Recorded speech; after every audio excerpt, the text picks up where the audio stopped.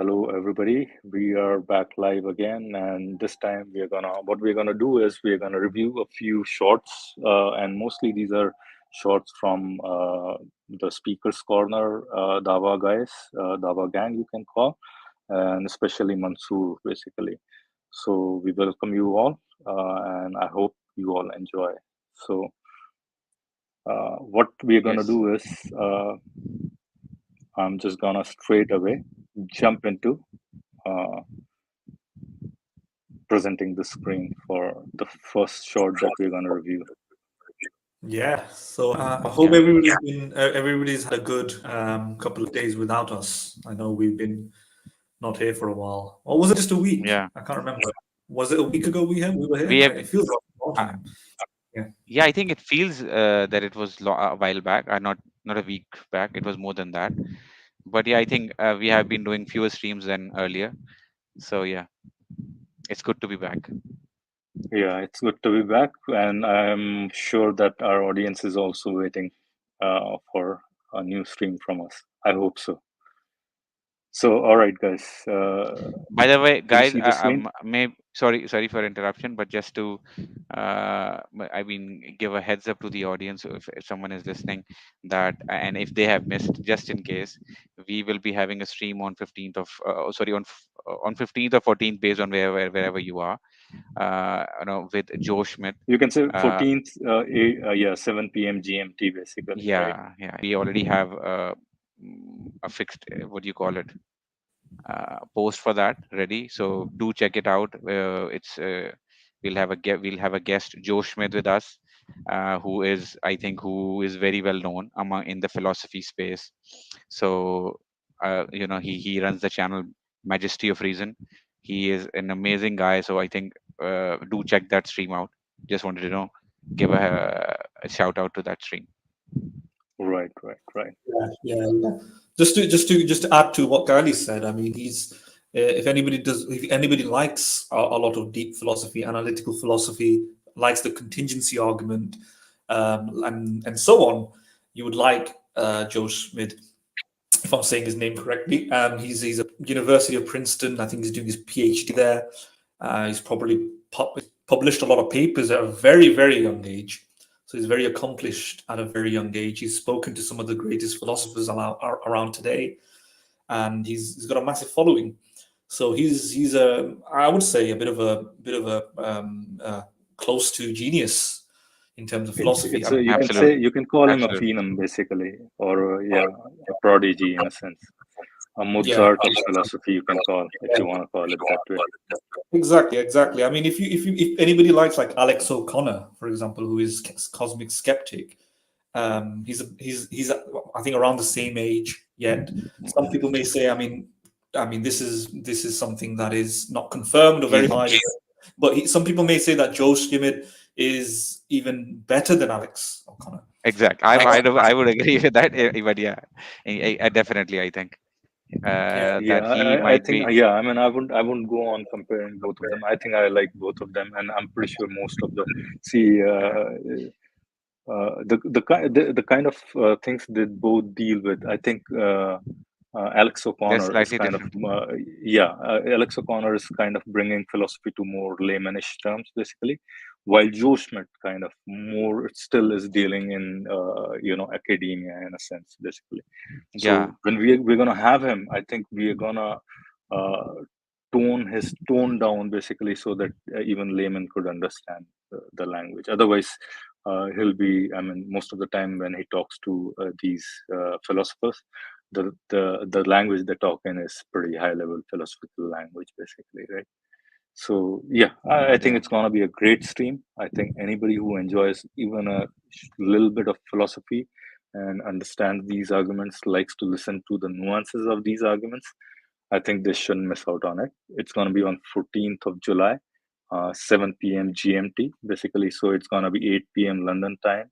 I think 3 p.m. Eastern Daytime, New York time, basically, and then you can probably 15th 12:30 a.m. India time and 12 a.m. Pakistan time, basically. Anyway, so what we're gonna do is we're gonna jump straight now into after all this stuff. We're gonna jump into our first uh, review. And this is a I think you probably know who this guy is. I think he's Smile to Jannah. I think Zishan is his name. Khali, remind me if I'm. Yes, I think his name wrong. is I Ishan. think his name is Zishan, right? So I think you guys can listen to it and see what he has to say. In life, I don't even know, to be fair. I don't know. As long as I get... what do you think your purpose is in life? I don't even know, to be fair. I don't know. As long as I get money and provide for my family, get a good job, hopefully. Like, You know you don't believe in that. You're too smart to believe in that. I'll tell you why. In the system that we're in, the 1% have more wealth than 80% of the bloody population. That's true, yeah, that's true. So money as a purpose, you're already held back. And let's just say, if God forbid, you become disabled. So now again, employment is harder. Does I that mean think you we have should no purpose pause in life? right It there. can't be that. Because Or should we go through it completely? No, I think he has put so many things already in here that it's good to pause it over here, basically. So go ahead, Khali. Yeah, I mean, I would simply say that he's saying that just because there is only 1% of people who are able to reach that financial, the level of financial stability or financial wealth, which are desired by many, just because of that, that should not be a purpose. Or why does he say that you're held back? You could aim for it. Why shouldn't you? So just the very fact that he brings that up and saying that, oh no, trying to say, bring that point up to say that no, that's why your goal is wrong, or it is not, it cannot be your goal. That's meaningless. Just like even when you're even from his perspective, if you look at it from a religious perspective, there's only going to be a very few number of people who will be able to achieve the highest level of Jannah or even Jannah, right? So okay, so just because of that, should we not now aim for that? So I mean, that argument is completely that point is irrelevant to this discussion. Yes. One thing that I've noticed, I've never heard of this Smile to Jannah person, but I think I've seen him somewhere before. Whatever the case, I mean, he might be my neighbor. I don't know. I'm just joking. I'm kidding. How many neighbors do you have? Are these all Dawa guys your neighbors, by the way? Yeah. You're in good company, mate. I would They all love to live live- close by to they're you as all- well, right? We're all created in the same place. No, but he seems to be. I suspect probably going to be one of the worst Dawa people by what he's saying. The way he's going about it, right? So as Kylie says, So you think he's worse than Mansur? possibly, yeah, because I think so. That's an extremely weak point that he's just made there. Because first of all, purpose and the achievement of purpose, they're two separate categories entirely in philosophy, right? It talks about purpose, values, meaning are more to do with normative considerations, perhaps, and the achievement and the ability to acquire purpose is more to do with science, maybe facts about the physical reality, right? So maybe it's a category error. They just mix the two together, right? So somebody may say a purpose is some sort of abstract fact, right? So that you ought, let's say a normative fact, if it's like a moral fact, such as we ought to be benevolent, merciful beings and care. Let's say that's your purpose. Let's say in philosophy, you can justify that as an objective moral fact. And that's a purpose that you have to follow. That's a completely separate, different sort of category to whether or not you can achieve it, right? The ability to achieve your purposes is more to do with questions regarding science. And somebody may say this is a distinction between facts and values, physical facts and abstract facts, something like that. Concrete facts versus abstract facts. So in philosophy, again, there's lots of arguments, Platonists, there's arguments from, you have to be a Platonist, you can just believe in that, you can be a moral objectivist, and they may think the question of meaning and purpose comes synonymously together. And if that's the case, and lots of philosophers think there are moral facts, then whether or not you like Kylie said, the achievement, the ability to achieve it has no bearing on whether something is a moral fact, right? Realistically, I mean, some people like Immanuel Kant perhaps thought that to be able to ought implies can. I think Immanuel Kant, Immanuel Kant said, ought implies can, right? And you may be sympathetic to that view that if you ought to do something, then it implies that you can do it, right? So let me put it in context. A child is not responsible, for example, for something that he may do, and he may be absolved. He may not be culpable for any crimes because he cannot have the capacity to make judgments between right and wrong. So we will only say he's ought to be responsible for his actions if he can be responsible for his actions. So ought implies can. If he cannot, like animals, a little bird, a little chicken, they're not moral agents. So they don't have any oughtness to their behavior. So there's no moral law that binds them, let's say. Maybe something like that. He could say, you can make the argument that he's trying to say ought implies can, right? But I don't think, even if you have thought about it like in that, Immanuel Kant meant it differently in the sense that agency considerations, right? If something is impossible, then you're not responsible for it. If something is possible, then you're responsible for it, or something like that. In that sort of context, responsibility. But even if you're trying to shoehorn this to this smile to the Jannah person, it doesn't really work, because you are in principle, in theory, capable, even if a small portion of people can, right? Like Immanuel Kant would agree that every adult is responsible for their actions, even if there's a time period in which it becomes really difficult for a lot of people, right? Because it's still achievable, because he thought about it from in terms of agency. So yeah, that's the first thing I'd say. I've got one more point. I know I'm talking a lot of this. I've got one more point. His point about the 1% being rich and everyone else being poor, that's a complete factual inaccuracy. I mean, it's correct, sorry. It's a misapplication or a common mistake that people make, right? It's true that the 1%, and sometimes even smaller percentages, you can play games with statistics, but let's go with it for a minute. 1% hoards all the wealth or something like that. What he misses is that what many capitalists and neoliberal theorists have made the argument that 1% has that 1%, and the rest of the percentages, the 5%, the 10%, the 15%, these are all not fixed categories, and people are moving in and out of them, right? The 1% today might be a high, extraordinary amount of wealth, a very large amount of wealth, but people who were in the 1% yesterday have moved further above, and people who are in the 10%, 15, 20% have climbed up. We miss that picture. We miss that overall trend when you say it like that, right? So it's very different to think about it. It's very different when you think about it like this, instead of thinking of a hard statistic. In reality, people are, like, let's say in the United States of America, people are moving in and out of the 1% all the time, right? Those brackets, we just look at the brackets. We look at what those brackets mean and how they evolve over time. And when you look at it like that, people are becoming richer. I mean, and when you look, I'm not an economist, but you get, I think, is a general understanding and consensus that in terms of price index, the amount of stuff you can buy, and obviously people are moving up and up the ladder. Just because Bill Gates always, gets richer doesn't mean that you're not getting rich. It's just Bill Gates' wealth is increasing faster than yours, but you're also getting rich as well, really, really fast.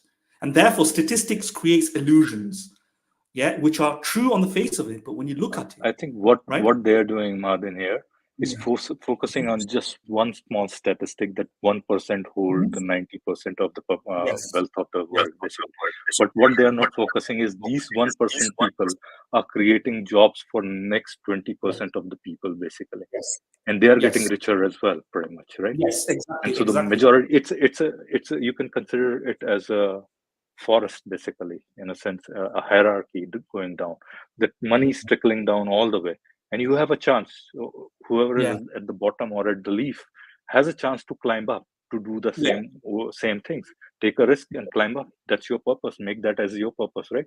You may not achieve 1%, but you can definitely achieve 20% or even 10%, basically. And Exactly. so when You're these right. guys, Yeah, you're Zishan and all these guys, sorry, go ahead. No, you're absolutely right. I was just gonna say, if you look at like Steven Pinker's book on Enlightenment Now, and so on. I mean, you don't need to read Pinker. You can just Google the Atlantic. You can Google economic, like Bloomberg, and you can know that the world has been getting better over time. This includes wealth distribution to some extent. Well, sorry, not wealth distribution, but in terms of people climbing out of poverty. Yes, wealth distribution is concentrating in the hands of a smaller and smaller minority. But I think, as people like Pinker and other economists have argued, even people like Milton Friedman, right? It's the fact that there are smaller number of people becoming the most wealthiest, right, doesn't show whether or not everyone else is becoming more and more wealthy. Yeah. So even if you think, let's say in the last year, the top 1% owned X amount of wealth, and that then it becomes top 0.5% who owns X amount of wealth. Then it becomes top 0.1% who owns X, and X remains the same, right, or something like that. That point doesn't tell you whether or not every other bracket isn't growing at all. We need to look at those brackets, and when you look at those brackets, you do see, some people say, the middle class is disappearing, but they don't realize that the middle class might be disappearing because people who were in the middle class yesterday are now in the upper class, and people who are in the working class are becoming closer to the middle, where the middle class, and then there's just a gap in the middle, right? You got to look at all of these, the context, to understand what really is happening without just thinking about the 1%. And like you said, Philo, do I really care whether or not the Bill Gates is getting more and more richer? If, because of, like you said, Bill Gates' wealth increase, more jobs and more corporations and more entities and more technologies, and therefore, I can get into the top 20% or top 30%, or the top 30% is now richer than they were 10 years ago. Stuff like that. So it doesn't tell me. A good way to think about it is think about the income equality in, let's say, Cuba. Cuba might have lots of income equality, but they're all equally poor, right? Whereas in America, there's a lot of income inequality, but I think the median average wage and salary and so on and living conditions is much better than Cuba, right? Where would you rather live then? Would you live in Cuba or would you live in America? I'll probably say I want to live in America. But there's higher income inequality. Marvin, a better comparison would be, let me put this today's world in comparison to certain 7th century community, basically, right? And Kali knows this very well. Kali, there is a hadith where this one guy comes in for stealing an egg, basically, right? And his one hand is chopped, basically. One hand. You remember that hadith, right? Yeah. I think you also discussed this, right? So we have discussed this. So now you're thinking that which society would you like to live? Basically, a society where 1% are rich beyond your imagination, but at the same time, almost everybody in the 100% of the population, basically, is at least having sustainable food and all those amenities getting there, or someone whose hands are being chopped for just trying to get his food, and that too just one egg and his hands are being cut off. So this is the contrast I'm trying to build. So if I'm saying if Zishan has to contrast that, basically, then he should contrast that. But of course, we are talking here about purpose, basically, right? And I think his definition of purpose is very different. Basically, I think why that guy who's responded to Zishan is saying money is his purpose. I think purpose, you can aim for money as a purpose, but can that be your ultimate purpose? Maybe not. Maybe ultimate purpose, if you look deep down, probably is still going to be some kind of happiness or satisfaction, right? And that's gonna be your ultimate thing, whether your money brings you that or something else by doing some social work that brings you that satisfaction, or that's probably the main purpose you can define for yourself. Yeah, I'll tell you what. Um, this point, the point that you just brought up, I think it's very important because the ultimate goal for anyone would be happiness. Now, everyone might have different ways to achieve that, or might even have different ideas of happiness. But I think what they want is ultimately to be happy. Now, and the point is that is not different from a religious person, a person who's, let's say, Zishan. Whatever he's doing, he's also doing it for the sake of his own happiness, no matter what he says. He's saying the purpose of his existence is worship of God. No, it's not. He's only worshiping God because he thinks that will help him attain Jannah and that will help him get away or stay away from hell. Now he might Exactly, claim, no, no, no, exactly. that is not my no. If he claims that no, no, no, that is not my goal, or that is not something that's why I worship, or I think it would be a lie. But I think it's very obvious that whatever in Islam or whatever purpose you have, ultimately it relates to your own happiness. Because even if you read the Quran, it's all about hell and heaven. All the incentivization and sort of disincentivizing the Or disobedience threats, of God. basically, right? Exactly, Threats, threats. Yeah, yeah, incentivizing, obeying God and creating threats to not obey or to disobey God. I think all exactly. of that relates to hell and heaven. So him claiming that no, that's not why he's doing it. Well, let me ask him a question.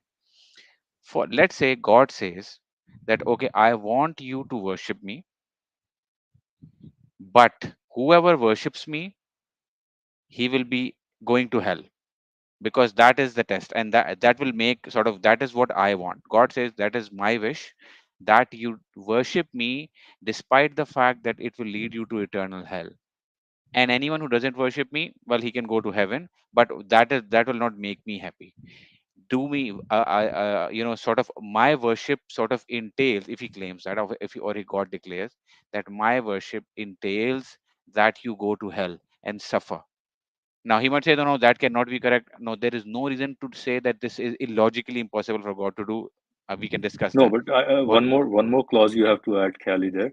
right? That's, I mean, just you have already mentioned that this that's gonna make God happy, right? So Exactly, happiness, exactly. you going to God hell says, and worshiping Him, exactly, it's tied together, basically. exactly. So would you Let's rather see say, a God happy and yeah, go to suffer in hell, ex- exactly. Would or you do that? otherwise, yeah, Yeah, basically. would So you do that two if options. worshiping God meant that you'd go to hell, and not worshiping God meant you'll go means that you'll go to heaven?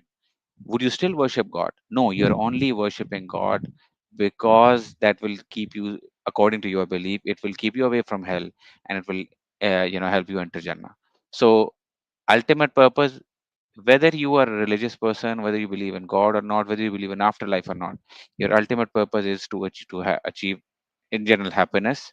Everyone has different ways of achieving it, but that is the ultimate goal. So Zishan claiming that Islam somehow offers something different, no, it does not. It has or a different purpose It's a of life. total lie, basically. It's a Yeah, total it's the lie. same purpose of life. You're just, it's a facade that no, no, it's some sort of a higher purpose. No, it's the same exact purpose. You're just saying that, okay, you'll be able to achieve some sort of an eternal heaven. You believe that, but you have no proof of it. People who don't believe in afterlife say that, okay, we have only have the life that we have in this world, so they strive for it in this world instead of in the afterlife. So whatever they do in this world, Zishan demeans that, and says that, that is very materialistic. So he sort of has a very what sort of tone you have.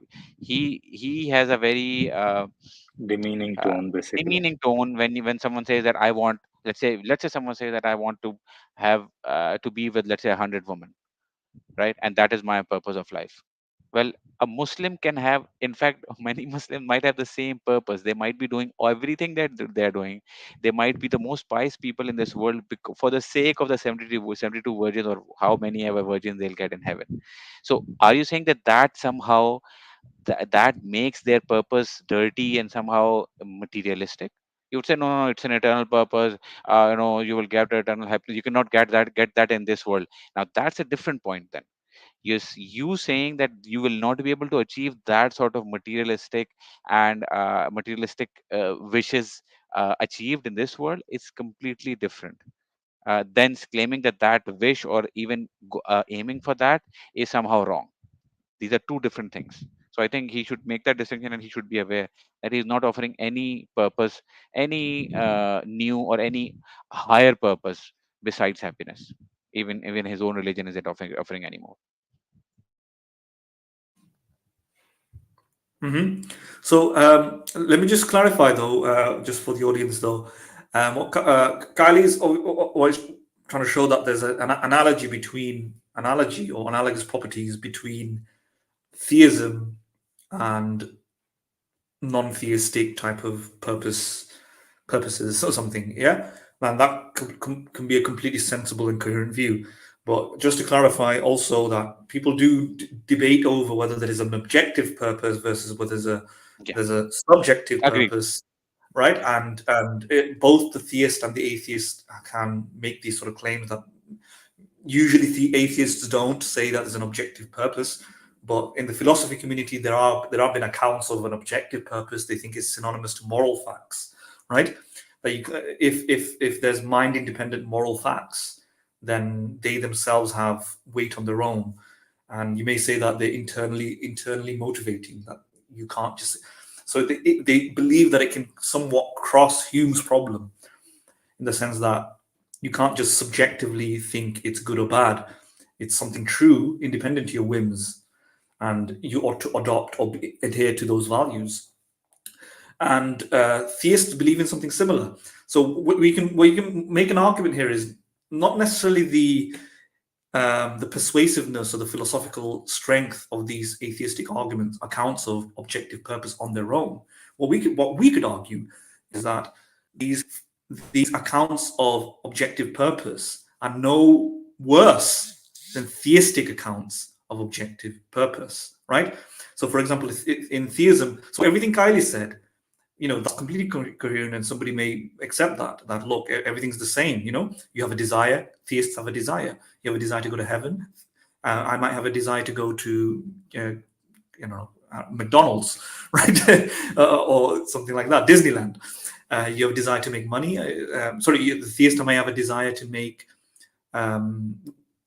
what's it called, sawab, and you may have a desire to make money, etc., etc. Theists want to please a being, and you may want to please beings, your boss, your wife, right? And theists also believe in those things. For example, they don't just think obeying God is. So some theists do think that obeying God is the most objective purpose, but part of the primary purpose, objective God, emanates from that secondary purposes like loving your child, looking after your wife, right? And why are you doing these for? For reward, for pleasing God. So reward and pleasing people and pleasing gods, all of these things are also available on the naturalist account, right? You can reward things. You can do things for reward. You can do things for other people's pleasure. You can do things for your own pleasure. So theists have no better account here of a subjective purpose. It seems all subjective. Both theists are subjective because it all depended upon what the individual theist values, right? So God may say you're to obey this and that, but the individual theist can go, nope, I don't want to obey it. But then God can tempt you by saying heaven, hell, and then you may, okay, I'll obey it. Well, it seems to be a subjective meaning there. You've ascribed a subjective value to it, right? And the atheist can do the same. But then there's another account, which is God. The theist may then go, wait a minute, it's not subjective. It's not subjective. Even if I disagree or agree with what God is saying here, even if I subjectively reject God's command here, even if I subjectively don't want to go to heaven, it's not mind dependent. It's not about my will. It's not about my whim. I don't give it meaning. I don't give it purpose. It's a purpose independent to my feelings, right? Even if I thought hell was the place to go, even if I thought murdering people was right, it's an objective purpose that I must not murder people, and I must try to strive towards heaven. I must obey God. I can't just subjectively disagree with it. Now, what sort of argument do they give for this? Well, they don't, right? They just say, God said so. Yeah, God said so, or divine command theory. But then it's the arbitrariness of the command, basically, in a sense. Exactly.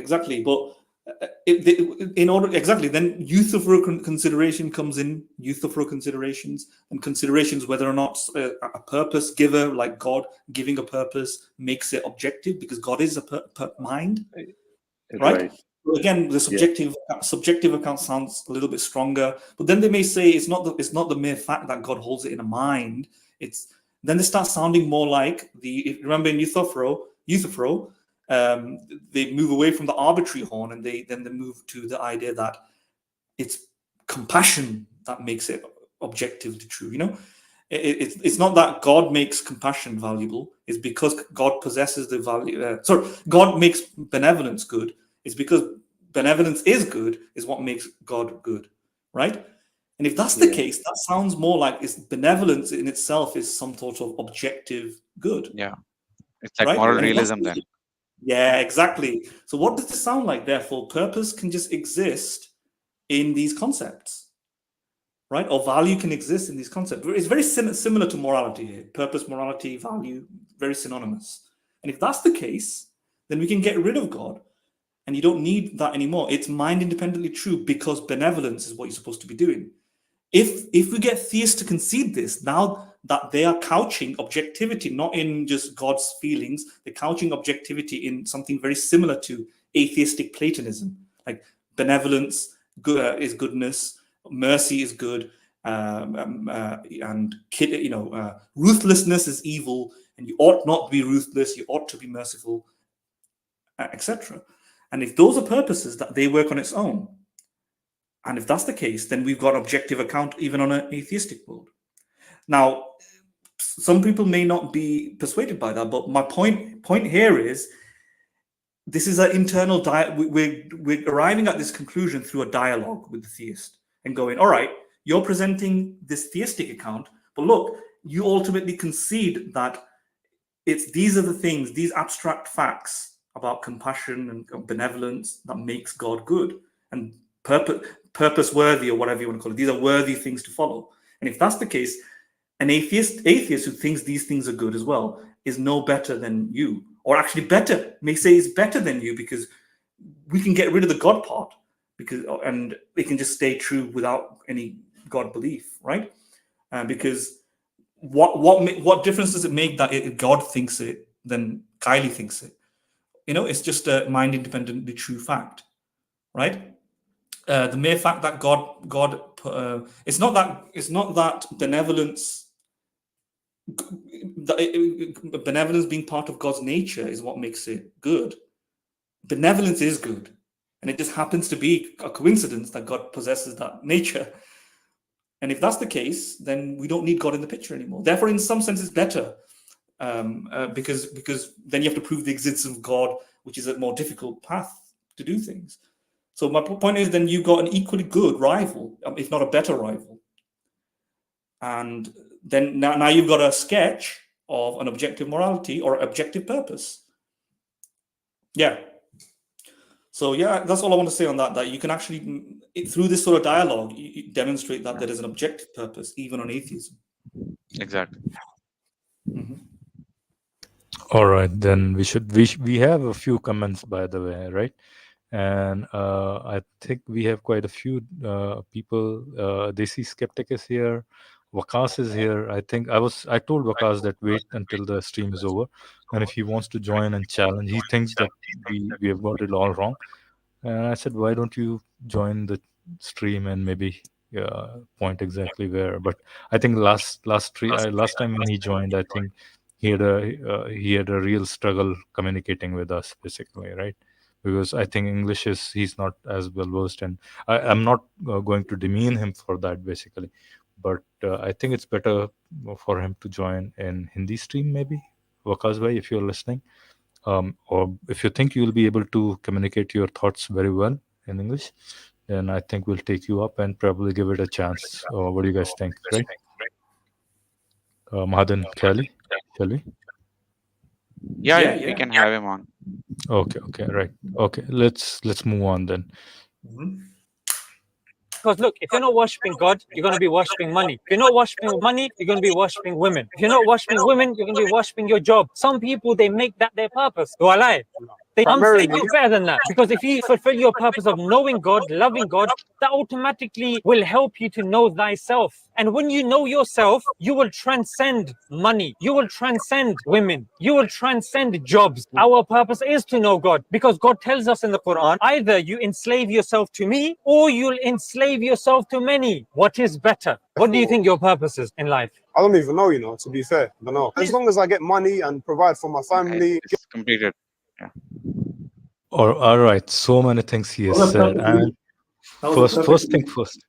Go ahead, Madan. I said that was a perfect loop of the video. Yeah, perfect It looped looping. perfectly. I thought, did we go through this already? He's just saying the same thing again. I don't even know, you know. Right. He's so purposeless. He just says the same thing. Right. I think okay. I think when he says that they'll be worshipping money, I think he's using hyperboles basically over there, pretty much, right? And one of the things that he's resorting to is that everybody is like going after. I think anybody has a purpose. It can be independent purpose, and he's not only looking to just rush after money basically, or rush after everything. When you're thinking you're going after worshipping your God basically, of course, as we already said, that your goal is your well-being pretty much in the afterlife. And whoever is probably worshipping money, as you say, worshipping and quote unquote worshipping money, he's thinking of his well-being as well, pretty much. And he thinks that that money is going to give him well-being probably, or something else probably, if he's you think he's going after that. So I think it's probably not the right thing, I would say, from Zishan. All right. Do you guys have anything to add to it, or? I will just simply say that when he was saying that when you worship God, you transcend these, what did he say, that all these worldly things or whatever. And so what I'd like to point out is, so when he says is you transcend, what he means is you transcend for let's say desiring worldly woman, you transcend to now desiring who's in heaven. So that's the kind of transcendence he's talking about.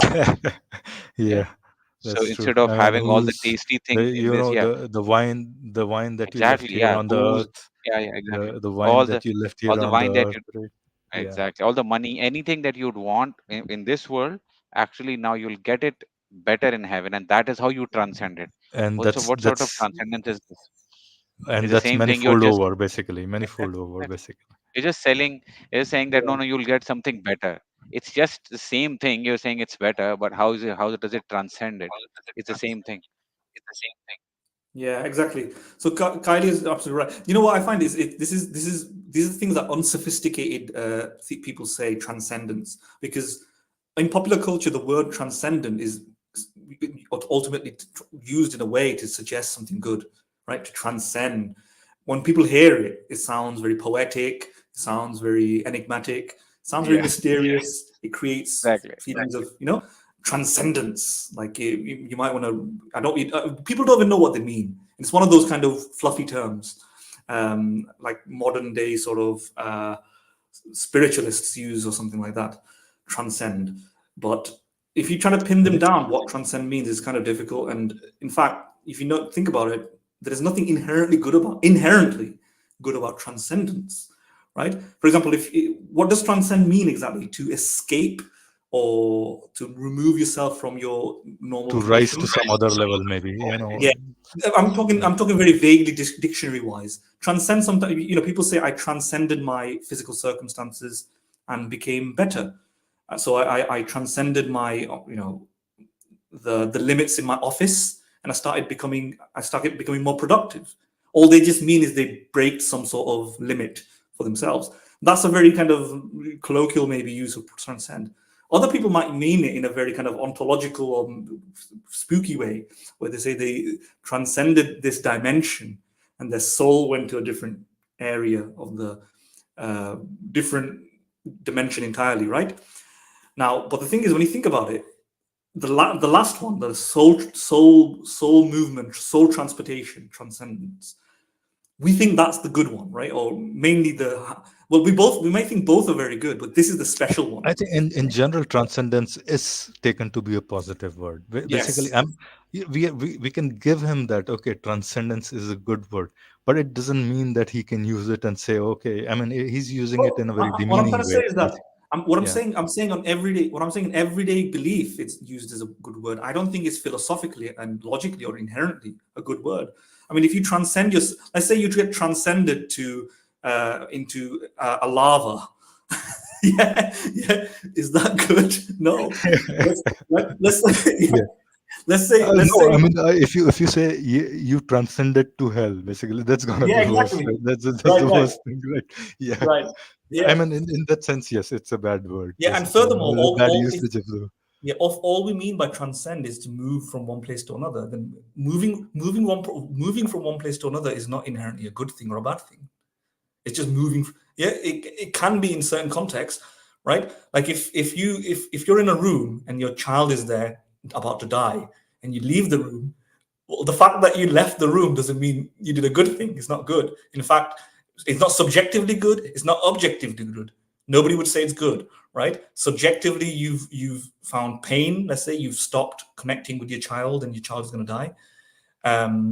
If you're a psychopath, it might be subjectively good, but for most people, it's not subjectively a good thing to be transported from one place to another. If your child is dying in the room, right? So now take that point, and now imagine. So people think breaking this material world and going into immaterial world is a good thing, inherently good thing. Like spiritualists believe, like I was meditating and I left my physical body and the corporeal form and went into this incorporeal world. What I'm trying to say, just like that child example, transportation example, where the mother or the father gets moved away from the child, transcendence is not necessarily a good thing. It depends where you're transcending to and where you're transcending from. What else is happening around you, right? If you transcend away from this world, yeah. So people think transcending away from this world is always a good thing. Well, it could be that the other world is inferior. It could be that the other world is more horrific. I'm gonna address specifically Zishan's point. Basically, he's saying transcending from money and then women and all those things. And I'm saying even that is not really good. I mean, what do you mean to say when you transcend from money? I mean, a person might be, even after money, but when he's going after that money, he's doing lots of good as well with using that money. I mean, we can take example of Bill Gates. He's probably all his life he has run after money, maybe you can say, but he has run after really, bringing good life to millions and even billions of people, basically. Even when in 1976 he came up with this, or 74, whenever that was, when he and what's his name, Paul, started Windows. Their main aim was to bring computer to each and every home, and money was probably a byproduct of it, basically, right? And you can say he was running for money, or he was running for his passion, but ultimately what that did to the world was that we see a lot of change, lot of positive change to the world, basically. Yes. So I think we should kill his argument that after money is not good. So we don't know exactly. Yeah, we don't know exactly what Zishan means by transcend. I think sometimes people mean by transcend. I mean, you can say he's saying greed, basically. I mean, you can. I think greed is a wrong word. I mean, like I think he would agree, though. He would agree if I went up to him and saying that you want to transcend these materialistic considerations, and you want to transcend to the spiritual, and he'd be like, yeah. But what I'm trying to say is that these words. Okay, I mean, I'm willing to take up his challenge as well there. All right, he says, okay, we should transcend from these material things. Then we should ask him, why is he not a Jaini, basically? These Digambar Jainis, they almost give up everything in this life, basically. Yes. Right? Yeah, do that, basically, if you're really for your... Exactly. What I'm trying to say is that whether something is material or immaterial, it doesn't determine whether it's good. Some things can be material. Like in heaven, we don't actually know whether the Islamic account of heaven is an immaterial realm or a material realm. But it's meant to be the best most perfect place, and it might be a material realm. Why is it the substance, the ontological nature of the substance, determining its moral goodness? If that if that makes any sense at all. Reality is that heaven is supposed to be a morally superior place, and arguably, Islamic interpretations of heaven, there are many interpretations of heaven being material. There's many interpretations of heaven being immaterial. The thing that it's made above doesn't determine whether it's perfect or good, right? Right? If it's made out of spiritual bricks versus material bricks, it doesn't mean that it's a good place or a bad place. It just depends what else is happening. And henceforth, I just don't see what the relevance is that he thinks that he needs to transcend this world. This idea of transcending this world all the time, or transcending these is I think blown out of proportion. Right, and one more point I would like to address. These are the same guys whose pages, if you go, and they'll be asking for donations and join our courses and all that. If you are after not material things, why are you asking for money, and that too hefty fee charges from your followers? Aren't you doing this for your own faith, your deen, basically, right? Then you should be doing it for free. So, come on, why are yeah, you looking I for mean, material gains basically from your poor followers basically? Yeah, Let us be those basically. Let us be those materialists basically. Exactly. So like you just said now. Let us ask our followers to donate us money basically. Yeah, Since we are materialists. Like you just said now, everybody has to, like, Islam has its own little monetary system, Islam has its own little reward system, Islam has its own little success system, and this world has its own little, many little reward systems, success systems. So what's the difference, right? You know one thing, Madan. Sorry, I'm interrupting. Even Allah is materialist basically. He asked for 20% of the loot. He asked for 20% of the loot to be given to him basically, right? Kali, am I wrong about that? I don't know. I mean, they might argue that this was only for.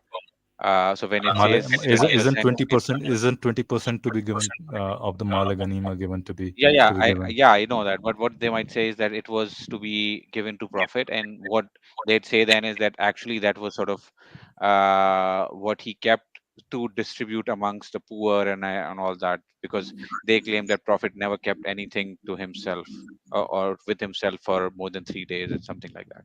So they might claim that sort of excuse, or they might bring that excuse in that if you bring this point. So I'm not sure if it would be a very strong point. Okay. So let me just say another thing though.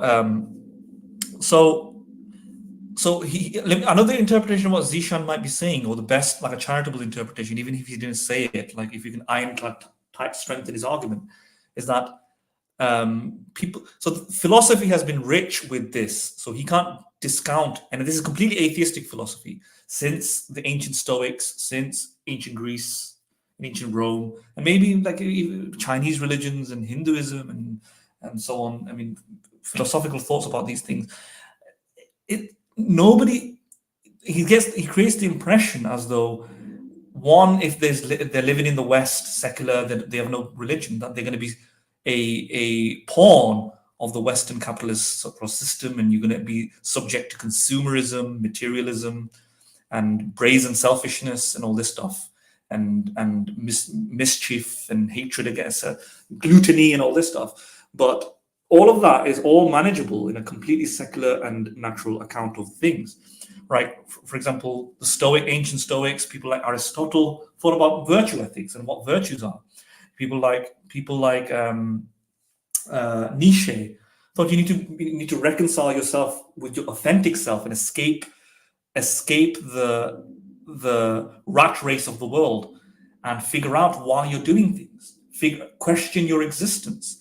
Question which and weigh the values that are imposed upon you, and don't robotically and automatically and blindly follow anyone else's values. Instead, evaluate the values and weigh them, and then authentically do it. What he meant was, people, sometimes just reactively do things, right? It's time to pray namaz, and they may just pray namaz. And similarly, it's time to do something that you have to do, and you just do it.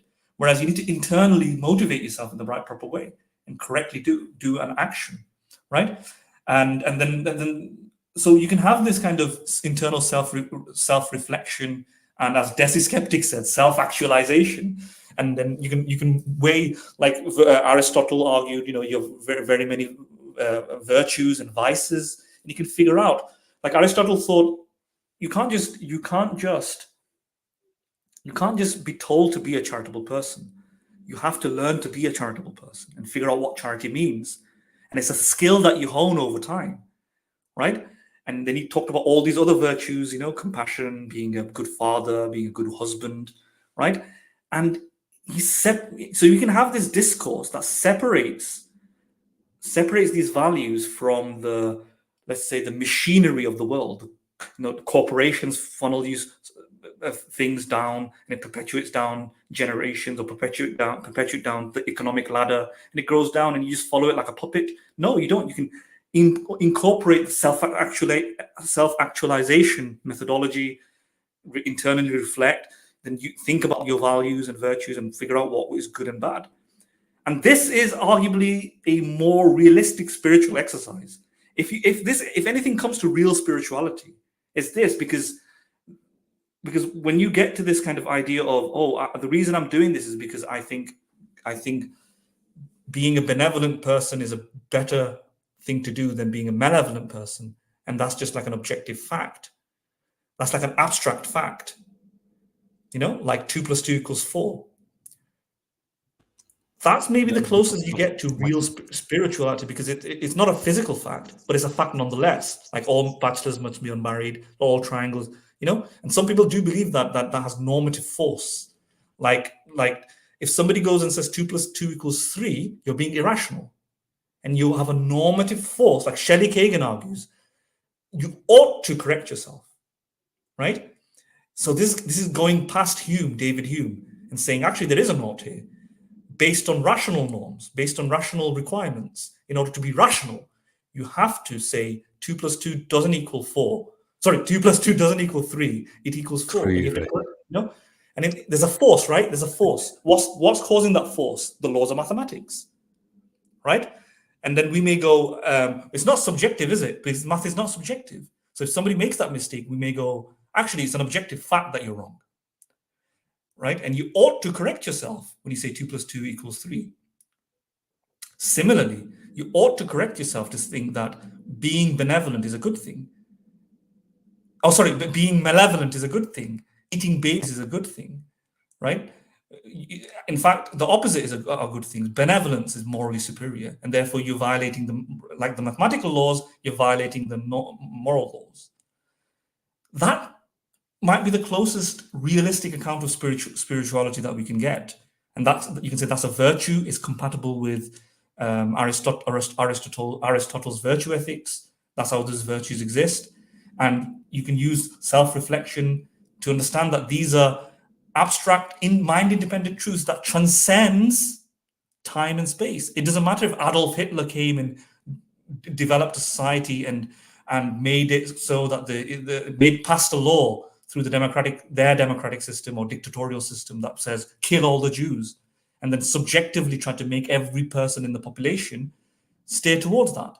It doesn't matter, because it's an objective fact that, and no amount of people following it would override the objective fact that killing the Jews is wrong. You see that? This might be the closest account of a realistic account. When I say realistic, in the sense that, these are can be possibly proven. These are achievable, basically. Actualizable. Basically. Especially today, because the case for God has fallen short. The case for Platonism doesn't seem good. These are not only actualizable or achievable, but also more rewarding, basically, in a sense. Exactly. So you can have this. If this Zishan is saying, don't be this corporate peasant, don't be the capitalist slave, transcend your circle, we can do that.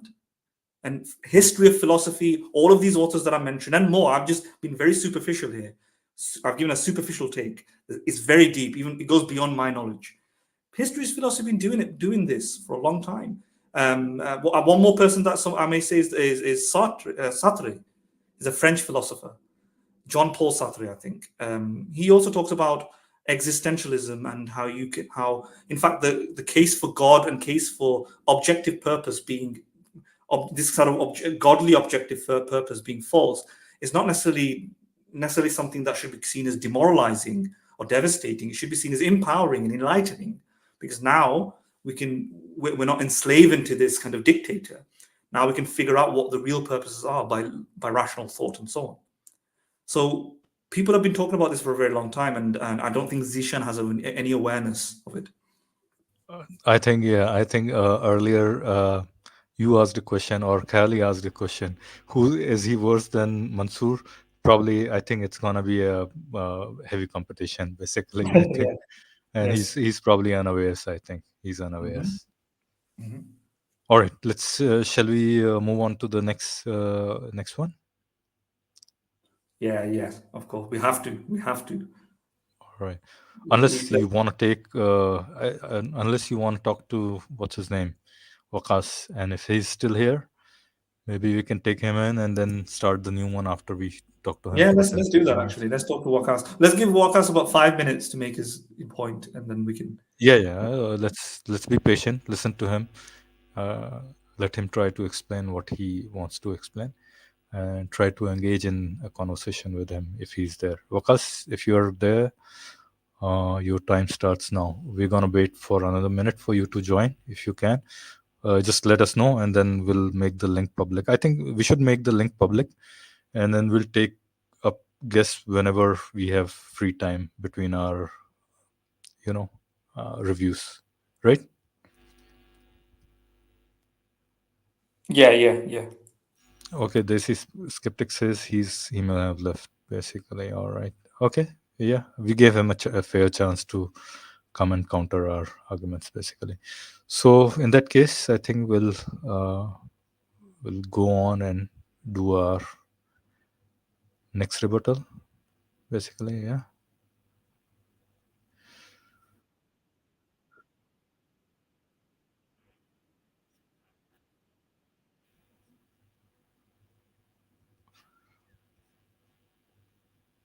All right, guys. Thanks for waiting. It takes a little bit of time. Can you see it on the screen? All right. So this is our next one. An authentic hadith. Before Allah was, there was nothing else. The way even we speak about things, because you can fall into a paradox very easily. And this is why language is very important, because linguistically, I can say, I always lie. Now, if that's a true statement, then it's a false statement, because if I always lie, then the statement's true, meaning that I am lying. But then if I am lying, then it's also not true. In language, you can say things that don't work. That's why we have to be especially particular in what we say when it comes to these things. So for example, when we talk about God or the creator, we're saying that before God, there was nothing. And what God was he created at a singular point, a singularity, everything that exists, including time. So before he decided to create, he didn't decide to create. So he created at a singular point at the time when he created time as well. We have an authentic hadith. All right, so this is a fairly short clip. The guy you see on the upper side of the video clip, of course, the only one who's talking in this is Muslim Cowboy. Basically, he's a convert from, I don't know, whatever, some Catholicism to Islam. But his point is basically, I think someone may have asked him a question. And question is at the very beginning that how could God create, basically, and his problem is basically time didn't exist when God created, basically, or existence of God and creation and all those things. So those are the problems, and that's the thing is being explained. So Mahadan, you wanted to counter that, basically. I mean, what he seems to be saying is that there can be true contradictions in language, but these are issues with our language or something. So there's a philosopher called Graham Wood. Oh, sorry, Graham Priest, not Graham Wood. Graham Priest, and and he talks about that. In fact, there can be situations where the laws of contradiction don't apply or something, or you can have a true contradiction. You can have something that is true and it's contradictory on the face of it. And he gives examples like these. I mean, I think he calls it deonthic ethics, if I remember, deonthic ethics or something. I can't remember exactly. Or he calls it para-inconsistent logic. Sorry, Logic, right. dialectic logic or para-inconsistent logic. Sorry, not ethics.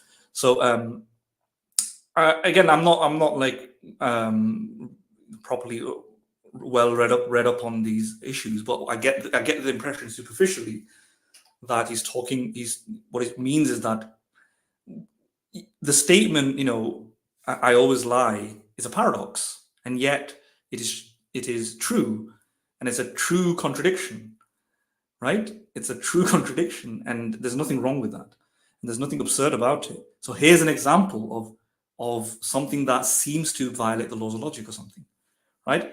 Now, this Muslim Cowboy guy says that it's an issue with our language, and that might be true. It could be just the way we're going about things, and it's because of our language that it appears to be a contradiction, when in reality, there's nothing wrong with this concept, right? So, Madan, the way I see that paradox, the liar's paradox, is that's an absurdity. Basically, it can't be, that statement can't hold any truth or false value, basically, right?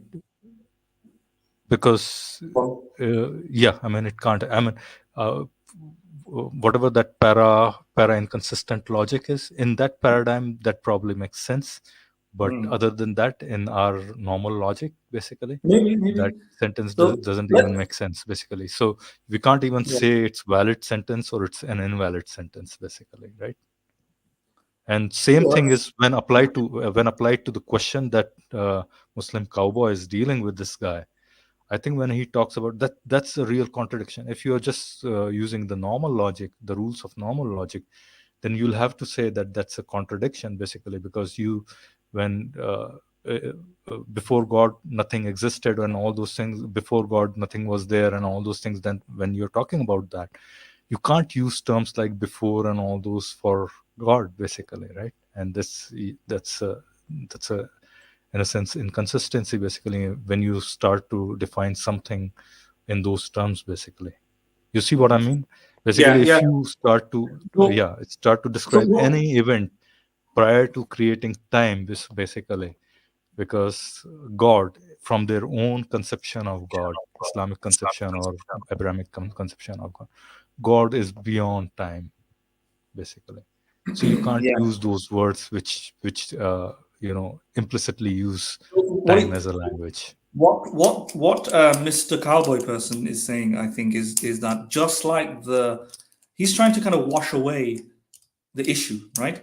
He's trying to kind of dry up. What my point is that to wash away this thing, he'll have to use not the normal logic, basically. He'll have to use the para-inconsistent logic.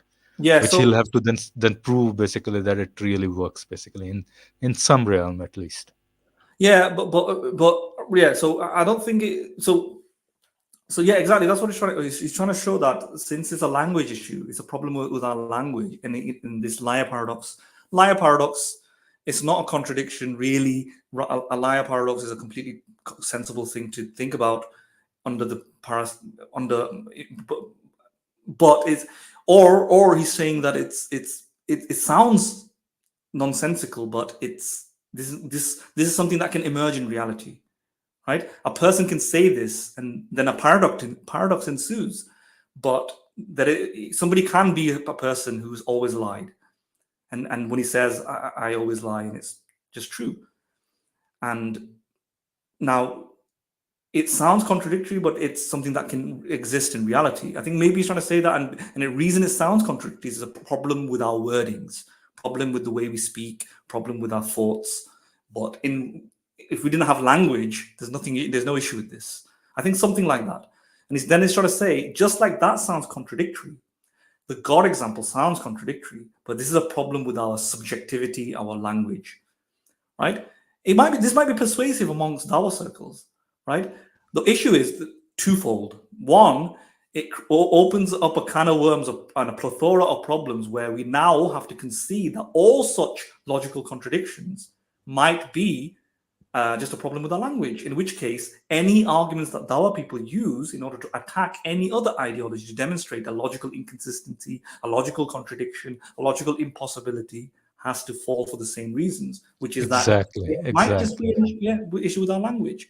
So you can't say, as you know, Kylie had said at one point when we looked at this video prior to the stream, it might just be the case that the Trinity is a problem with the language. I mean, Muslims say that the Trinity. Exactly, and you know, Hindu gods, millions of gods, is probably not a, you know, not even a contradiction. I don't think there is a contradiction, basically inherent. Or some people may think, you know, some people like Muhammad Hijab may think there's a contradiction in thinking that No, something can come from nothing, or that cause, you know, or some contradiction in thinking that contingent things don't need a certain brute contingency can exist, or a contradiction to contradict the principle of sufficient reason. No, contradiction. one of the reasons they give for there can't be multiple gods, two gods, because they'll have a power struggle. Because now that's a contradiction. Both can't be omnipotent, basically.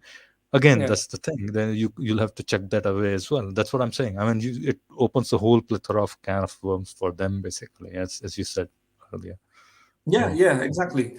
And yeah, absolutely. So, and one more thing I'd say is infinite regress. I mean, some people say there's a logical contradiction in thinking that you can't remove, let's say, all the prime numbers, and then the set doesn't get smaller, right? The set remains an infinite, or then you take away all numbers above the number 3, and then you're left with 3. And in both cases, you removed infinites. In the first case, you removed an infinite number of numbers. And in the second case, you removed an infinite number of numbers. But these are identical subtractions, and yet the result is different. In the second case, you're left with 3. In the first case, you're left with infinite, right?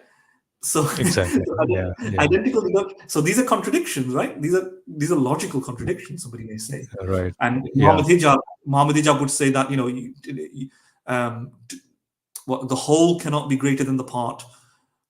Sorry, the part cannot be greater than the whole. Yet, if you have an infinity, then you have parts that are as equal size of the whole, or something like that, and that's a contradiction. Well, all of that has to fizzle away, right? So exactly. the only way the Muslim cowboy here can rescue this is by distinguishing between certain forms of these true paradoxes, certain forms of these language, and distinguishing it from his saying that it applicable to his God, or a special pleading, basically special pleading. That in this case, it's a special. Okay, just wanted to mention, Madin just wanted to correct ourselves, at least myself. I used para inconsistent logic. It's called para consistent logic. I had a brain fade, basically. I think you said inconsistent as well a couple of times. So I think both of us were incorrect. And if we did say that, I think it's para consistent logic, basically. These are things that I've read like 5 to 10 years ago, you know. So I'm just just correcting both of them. I used it incorrectly as well, and that's why I just wanted to make sure that we corrected on the stream live as well. All right, Callie, you want to add something? I think we have been going on and on for a. Callie, are you there? No, I think you guys have already covered quite a lot. So I don't think I have any additional point. So I think that we can move on if you want. I think one more quick thing that I say is that with the liar paradox, maybe some of the strength of the case for it being a true contradiction. What Graham Priest may argue is that there's nothing wrong with a liar who always lies and then says, I always lie, and it being true. And although it sounds paradoxical, it's still true. It sounds like a contradiction, but it's still true. And the reason may be because we know what it takes. We know what it looks like to be a liar like that. It's a physical fact that can happen. Yeah. So in this sense, it's just an utterance. But if he is a habituated liar, then he can't conjure up that sentence, is my question. He won't be able to come up with that sentence. That's the problem. Yeah. He won't be able to come up with that sentence because that sentence Yeah. Hmm. Right. If he's so if he's always lying, then he's not going to be able to say something like "I always Yeah. lie." Right? That Like, even that sentence won't he'll say, register in his I never mind. lie. Yeah. He'll That say, sentence "I'll never." won't ever register in his mind, basically. Yeah. Yeah. That might be one way to look at it. I mean, I've not really thought about the liar paradox that much, so I don't really have any comment on that. But we can. What I'm trying to say is let's ignore the the weakness of it. I mean, it's plausible that it might be weak in that sense. I don't know what Graham Priest would say to that because I've not really deeply read him on this particular example. But let's just that could be a reasonable contention against. So if that's true, if that goes through, let's say, then the Muslim Cowboy cannot hold that. It's not a true contradiction anymore. But if he wants to say that it's persuasive in the sense that this is just a linguistic problem in our language, some of the force might come from the fact that if it is something that a person can say and it can be a true contradiction, we know it can be a true contradiction because we know a person like that can exist. Ignoring what Philo has said for a minute, because we don't know what Priest's objection to that would be, but something like that can exist in the world where you always lie, right? And you seemingly said a truth, etc. And it's a paradox, etc.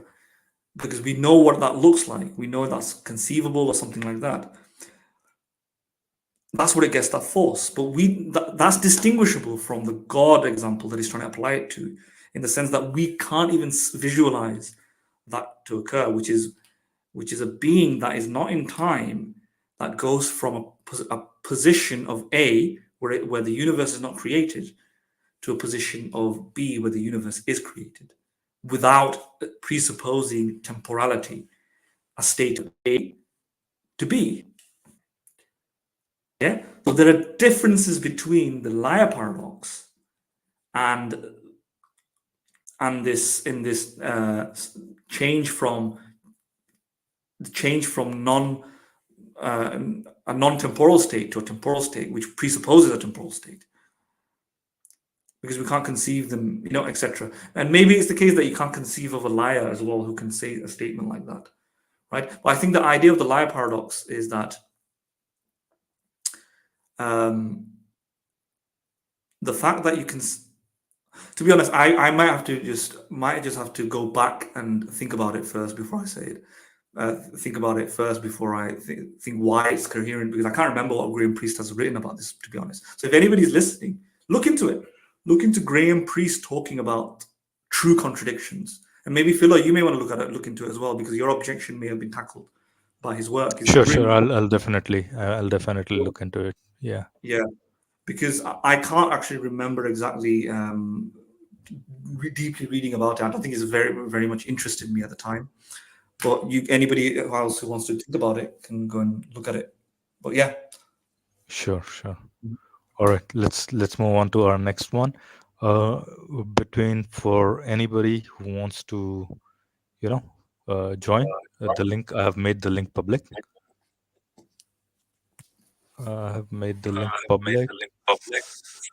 Somewhere. Okay, here it is. Anybody who wants to join and question probably is welcome and talk to us. In the meanwhile, what I'm gonna do is I'm gonna do what I love to do, basically. Yeah, just be a materialist. Since we don't have anything for our next life, why don't you guys at least, support us on Patreon or buy me a coffee?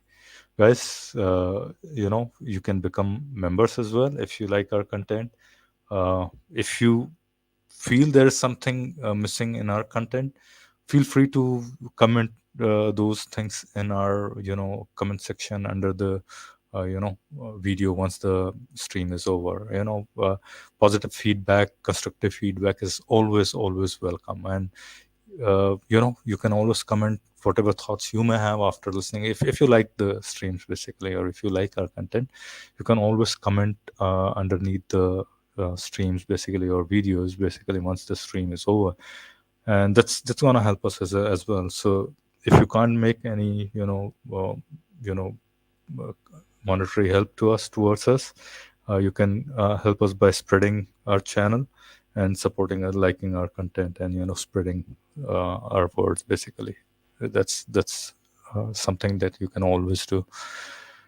Yeah, that's all I have to say. We are materialists, and we won't mind you helping us here basically, because we don't have a route to Jannah basically, or we can't smile to Jannah basically. What was his name? Zishan, right? So that's a small little piece from me. I think we should jump on to the next one, guys, right? Yep. Which one should we go Yeah. for? Should I we think the go on? Mansur one, there was another one from Mansur, Yeah, right? Mansur's God. Not the ones we said we'll have in last, but I think there was another one, right? Yeah. Okay.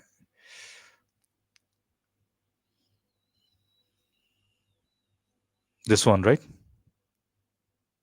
saying God is unjust? Are you saying God is Yeah. imperfect? Are you saying God is deficient? Are you saying God is someone who doesn't have any of these perfect attributes? Your conception of God becomes very questionable, because if you think about a God that we're talking about, the necessary being, a necessary being can never be someone who is imperfect. Necessarily has to be perfect. And perfection means all these attributes that we talked about, knowledge and power and so on, they cannot be deficient. They cannot be something that, as you say, going against perfection. So not knowing something will be an imperfect position. Being unjust, punishing the good people, the righteous people, and rewarding the wicked, the evil people, that would be unjust. And we have in our sense already that how can that be? How can we expect this from a necessary being?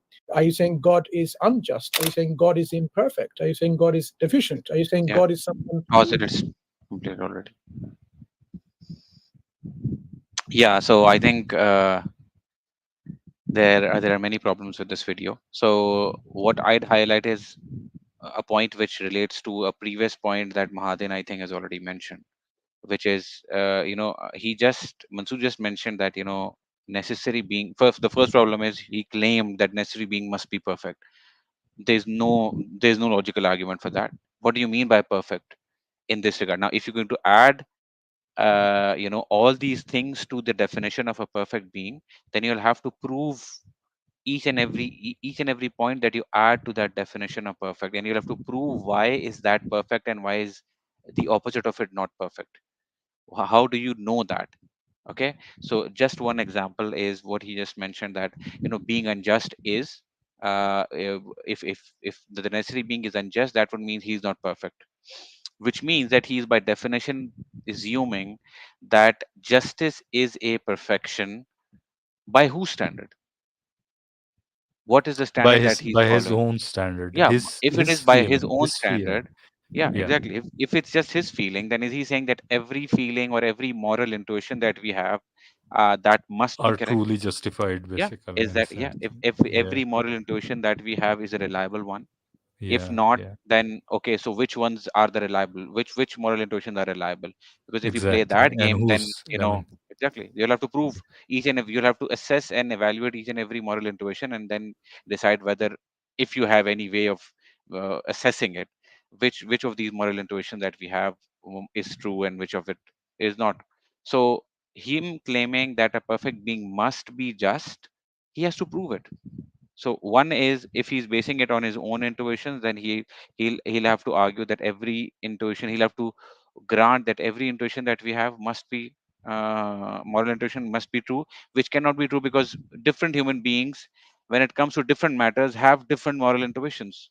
Not about everything, but of course in many matters they have different moral intuitions. So him claiming that would mean would become, we have to prove it. Number two, what is this standard? Let's say we are moral, or let's say we like justice. how does that prove that that is how God would be, or that is the correct position to have? The true so just Mahadin, I think earlier on he mentioned that is it good? Is it perfect? Justice is perfect because God is just, or is justice good because justice is good? So now, if you're claiming that justice is by definition good, then you're agreeing that there is that then you're agreeing with the moral realist position, and then you'll have to forego that position. At least you'll have to forego that there can be no morality without God. Then you don't need morality for God, God for morality.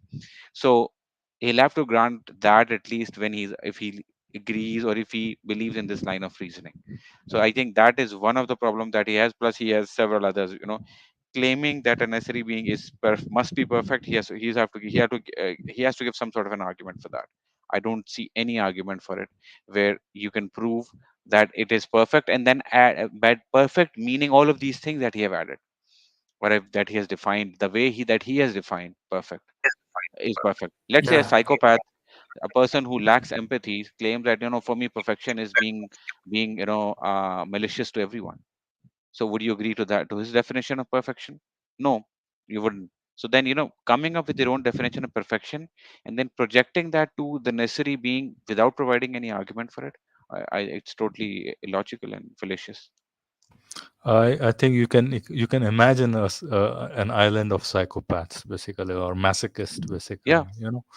You can very well imagine that kind of a situation basically. I mean, take for example the Nazi Germany basically. I mean, you can bring that into equation as well and say if everybody thinks that it is moral to kill all the Jews, basically, would it become? Then that's your probably you won't say it's moral. It's an intuition per se, in the sense that he's taking basically, but you would still think that those people have that in their probably deepest of their minds basically, that this is how it should be basically, and that's what their moral compass says.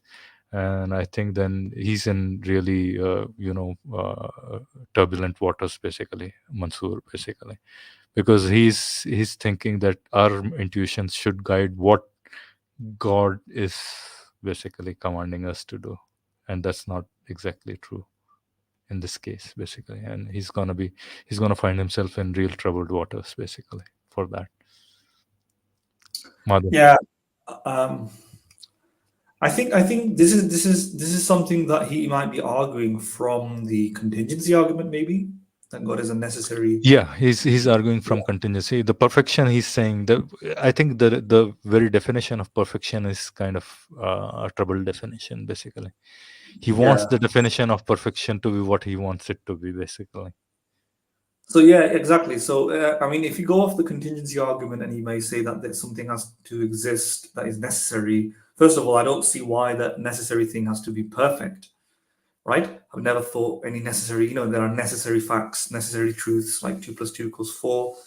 I mean, it doesn't mean sense. Does it make sense to say that's perfect? What does perfect mean here? Again, it's 2 + 2 = 4. But how does the word perfect apply? It's perfectly 4.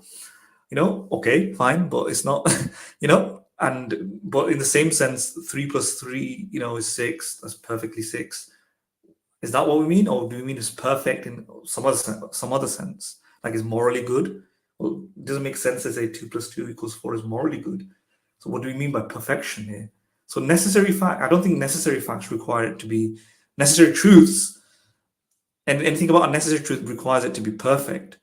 And that's why a lot of people who think that if there has to be a necessary fact that requires a necessary fact about the universe, the origins of the universe, let's say, there's a necessary fact, necessary physical fact or something. It doesn't have to be perfect. There's absolutely no reason why it has to be perfect, because so you can't go from a necessary truth or a necessary fact that it has to be perfect. You may need some supplementary arguments, like the idea of from the last stream that we talked about, which is the argument from arbitrary limits or something like that, or the thing that the original cause, the first cause, the necessary truth here has to be something without limits. Again, you can reject that in the first place, but let's just go, because I don't understand why it has to be without limits. And we addressed that in the last stream that we did. But suppose we add that part in and think it's a true principle that it has to be without limits. So you make everything unlimited, right? So the necessary truth cannot be constrained by this kind of specific pattern of things that could have been different, or it cannot be finite. It cannot have these arbitrary limits. You have to start removing all limits. And as you start removing all the limits, it starts to have all power. Power keeps increasing. It starts to have knowledge, and all knowledge keeps increasing. And it finitely keeps increasing, but you can't stop it at a finite level. So you just keep increasing it until you get to infinite, and you can't increase it anymore, or something like that. It doesn't make sense to increase it anymore. It's just a continuous increase or something, right? You can say it's qualitatively infinite in knowledge, qualitatively infinite in power, and eventually you get this kind of thing called God, which is the model of God. That's how they kind of get to a God. But if you do that in an unlimited way, where do you get this idea of justness? I just don't see it, right? This kind of methodology towards infinites, to remove yourself from a finite constraint. I don't see why it would need to have anything like justness or morality in it, unless we presuppose that something unlimited is the same as morally good. And I don't see the reason for that. Right? And so, yeah, so it's not, I don't see why that's the case. So Mansur is smuggling in the word perfect. And maybe he's using unlimited to think perfect. I think his strategy seems to be to use a word that is a little bit vague word, and then smuggle his omnibenevolence kind of a thing in that word, basically perfect, basically. Exactly. And it seems to gel in with that word, and see that the contingency argument would carry that forward, basically. And, yes, exactly. So prove that. That's what I wanted to go towards. I wanted to go towards the idea that if you remove all the arbitrary limits, it becomes more and more and more unlimited in every attribute, right? And if it gets more and more and more unlimited, that is the definition of maybe perfection. What when we try to think of it's a bit like the ontological argument. When you try to think about the highest conceivable, greatest being, you think about God, maybe. So when you remove unlimited, remove all finite limits, you get something like an unlimited being, and an unlimited being or unlimited thing is perfection, right? Because that is perfect reality. So if they go synonymous with each other, that's what he might be trying to say is perfect. So, and perfection can't be evil. Perfection can't be bad. Perfection is a good thing, right? So that's what he wants to say, and that's what it falls apart, because you don't need to follow that rule that unlimited is necessarily perfect. 1, 2, that. Well, yeah, no, 1 is enough here. Actually, unlimited is nearly necessarily perfect, right? And actually, let me go back again on 2. Yeah, I'll use a 2. That perfection is something that is synonymous with good, right? You can have a perfect triangle, a perfect circle, but it has no moral value. Let's say there's a perfect circle that exists in this possible world, right? Why is that good or evil?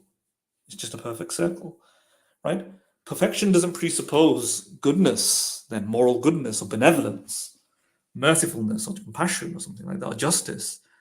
You can have a perfect triangle, again, another example. And you can even say there's a perfectly evil being. What we mean is then it is perfect. To say it's perfect is that it's the best or something, right? It's without flaws, right?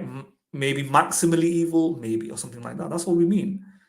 And henceforth, perfection is not something that is in goodness and badness or moral benevolence is not synonymous with or a property of, a sub-property of perfection, or vice versa, right? It's more like a designator. Perfection, if the perfect psychopath, what's the perfect psychopath? The perfect psychopath might be like an evil god, yeah. Right? The highest achievable, conceivable perfect psychopath. He's better than Adolf Hitler, better than Stalin, better than any human. better in the sense of better being a psychopath, basically.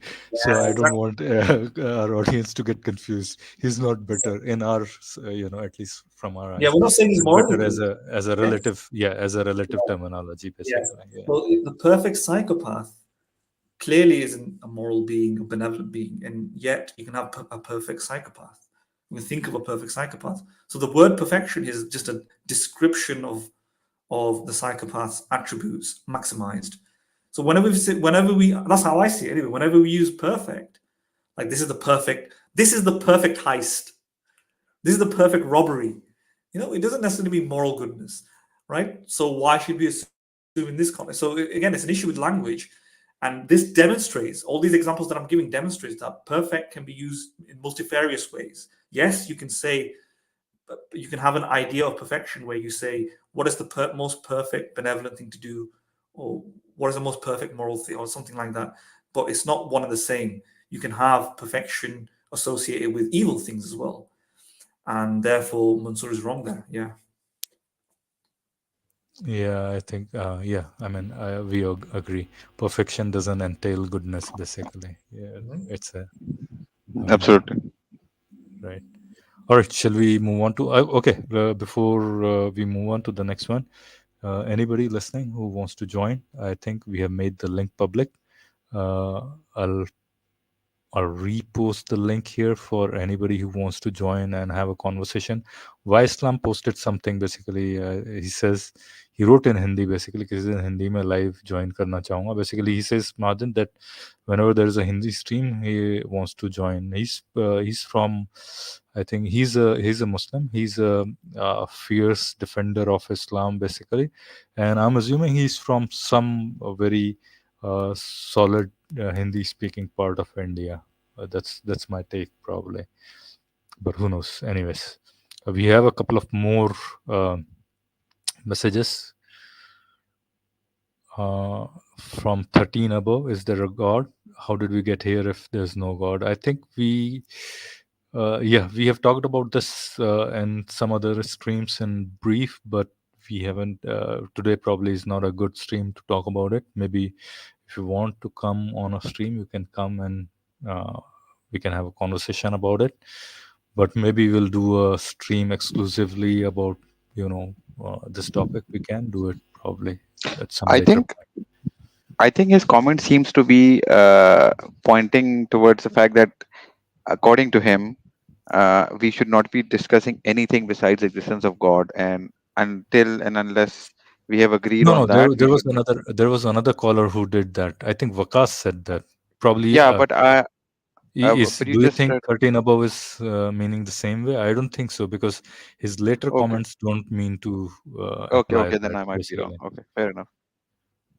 I think he seems to be a pretty open-minded kind of a theist. You can say. Okay. I mean, fine. Okay, I might have misread it. Okay. Well, actually, I thought that how did we get here? I thought that by that he meant how did we get to discussing what we're discussing right now? So what he means by that? How did we get here? He means here as in on Earth, probably on Earth or whatever, right? In this universe, maybe. Yeah. Fair enough. Okay, I had that comment in mind, and that's why I think I sort of read it in that context. In a nutshell, instead of posting all those comments, what my conversation with 13 above happened is, he asked, is any one of us Christian right now? I said, no, none of us are Christian. We are ex-Muslim atheist background, basically. And he says, did anyone convert to Christianity? I said, no, we are all either atheists. We call ourselves atheists, agnostic, and with different terminologies, basically, naturalist, materialist, whatever you wanna call it. And very unlikely. Yeah. That we'll ever convert to Christianity. Yeah, I think it's very all highly the same unlikely. problems as Islam. So unless until Bill Gates gives me 100 billion or something like that, I won't. Okay, forget about that. I'll convert for 100 million. We might pretend to. Just to be clear, we might pretend yeah, to just do it, but yeah, pretend to. if we get that What big do you of an think, incentive, but we, yeah. Madin? What's your limit for conversion to? Would I you have no would you arbitrary convert? limits. Would you convert? Would you become a 5-time namazi for 100 million? Maybe, I don't know. I don't know. Possibly, yes. I mean, I Yeah, I have mean, to it's go to work and do things at work, don't I? That I don't like yeah, sometimes. exactly. So I would treat it as a job. Yeah, we can do Yeah, that. that's treated as a Yeah, job. it's like a job, right? Unless we You do know, something clearly, malicious or causing harm to another, I don't think there would be a problem. exactly. We could do You that. know, Praying doesn't seem to be you can causing even harm. I think. you can even go there, sing a carol, then Yeah, yeah. another one you can sing a bhajan or something like that. Not sing, rather, I'll not become sing, a but preacher. at least murmur, right? Huh? If somebody gave me 100 million a year, I'd be a preacher. I'm sure. Would I sell out? Maybe. Also, It could maybe I be will. other way as well. You could become a preacher and then earn 100 million. So You're right. And you'll become a you might greatest become of a faith preachers, healer. basically. Yeah, greatest of preachers. Faith healer. Strive to you'll even beat William Lane Craig, pretty much. Yeah. Okay. Who's William Lane Craig? He doesn't know how to spread Christianity. Right? All right. All right. Okay. All that fun apart. I think we have quite a few regulars as well. Bilal is here. Steve Khan is here. 13 and above, of course, Yeah, I'd is like to here. I'd like to Freddie. ask Steve Khan why we have thoroughly explained why Mansur is wrong. He's obviously wrong. Why does he think that you agree with him? I would. Okay, there is somebody. What do you mean? Because you're trying to critique. Yeah. So how do you Freddie. agree with his argument? Freddie His is with argument us. is clearly fallacious. It's wrong. I mean, he's equating which watch the whole stream. You're just creating a. So he posted that short on his own video, right, on his own channel, and has he even linked? Well, can you check Philo if he has provide any link to the complete video? No, I don't think so. Okay, so if he hasn't, then he at least thinks so. It's not a clip that we have cut from his video. He thinks that he is getting across some sort of point from this video. And if he did not think that he was making a complete point in this video, then he should No, have linked to it. I would invite Steve Khan to join and Yeah. We've Oh, explained it, Stefan, why Madin he's has dropped obviously out, or Madin left. no, I'm not sure. There's someone, Freddie. Okay, 13 above. Yeah, Freddie is 13 above, basically. Yeah, the person. Hi, Welcome, Freddie. You're on. You're live, basically. Yeah, hello. Thank you for. All right. How are you doing, mate? I'm doing well. Praise God. All right. Where are you from? You have. I can't understand your accent. Basically, are you from the Americas? Yeah, I'm from the United States. All right. All right. All right. Shoot your question. Well, I was just searching on my YouTube and seeing who's live, and this popped up, and so I was interested in seeing what was going on, and then I was kind of interested in what I was hearing, that there's And you are a Christian, right? Yes. All right. Okay. And you wanted us to discuss on whether God exists or not.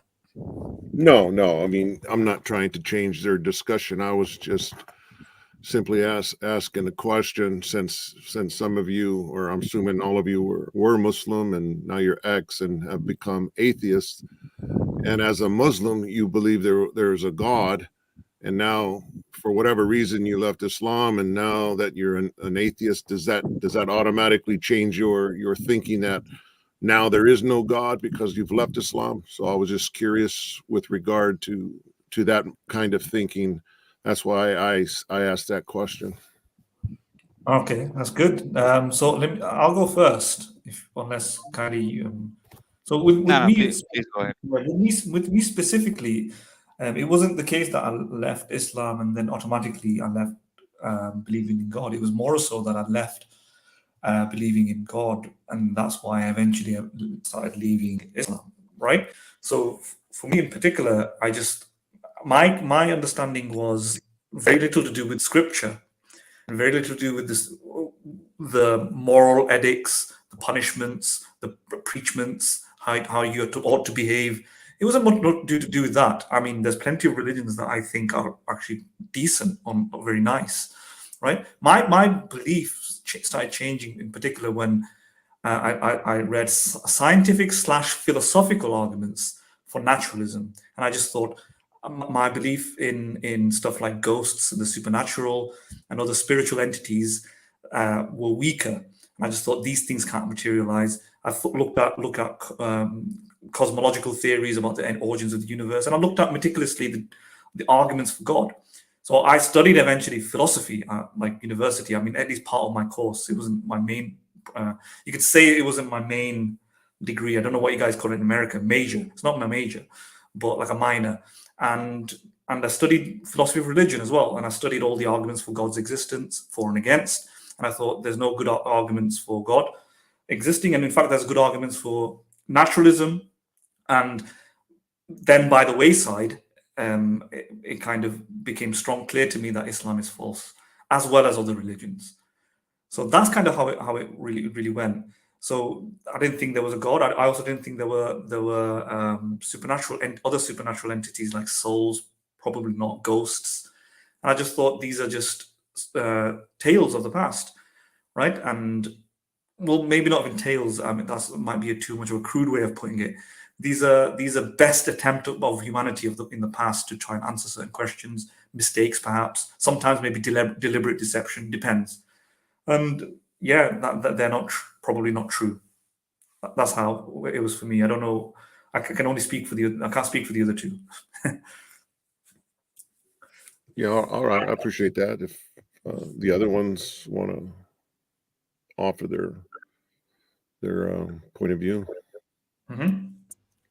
All right, Freddie, Yes. are you by any chance, have you do you go to other streams? Are you by any chance Michael Maslan or some one of those persons? No, right? Your voice sounds. I'm sorry, I didn't quite hear what you're saying. All I heard was some other streams. Could you? So I didn't hear you. do you go to other streams, basically other dawah streams? Your voice seems familiar, basically, and that's why I'm wondering. I've gone to let's see, the fairly new one. I'm trying to remember Cove. There's a dawah that's, I think it's something Cove. Can't remember. Okay, no worries about it, no worries. All right, I think my journey has been almost similar to Madin's as well, pretty much. But I left, I left religion long time back, and one of the primary reason for me to leave was I realized that prayers didn't make much sense. They didn't work, basically. But then after a long time, I met Salman Rushdie. You know who he is, right? He's a famous person, right? Have you heard of him? What was the name again, please? Salman Rushdie. Oh, Salman Rushdie. Yes, I've heard of him. Yes, yeah. you've heard of him. Yeah. So I met him in person, basically. And then I realized that this thing, basically, religion has a very different facet. I started studying it deeply. Then I came across philosophical arguments as well, the arguments that are majorly used by apologists, basically, of Abrahamic faiths mostly, and within Abrahamic faiths, mostly Muslims and Christians, basically.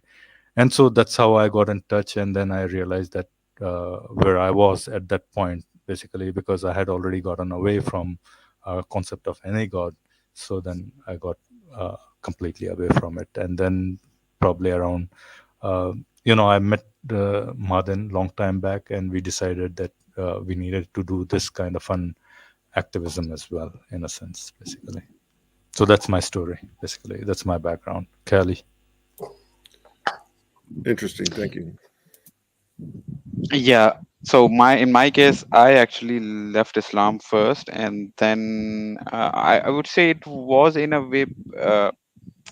It might be simultaneous, but it's not that I stopped believing in God because I left Islam. But I think it was I was reading a lot of things. So I think I was reading both of these arguments. I was reading material against Islam, or I was finding things against Islam while I was also reading philosophy and understanding the arguments for God and against God. So yeah, so it was simultaneous in time, but one was not the cause of the other. So I didn't stop believing in God because I left Islam. I think that, and my position is not that I don't claim that God does not exist.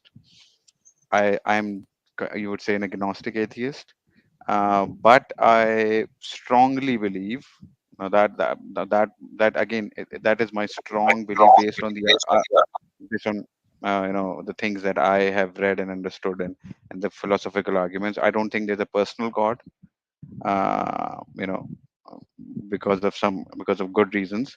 But I think there could be a God, possibly, maybe some sort of, maybe it's possible, but I don't think, it doesn't seem so, at least. So that's my position. If I Yeah, may, and especially the God of Abrahamic faiths, probably you can say Yeah, it's that there are too he's many problems with that kind of concept of a God, basically, in a sense, right? that would And be interesting to engage in, and I wouldn't mind going there. But I just want to first ask two quick questions.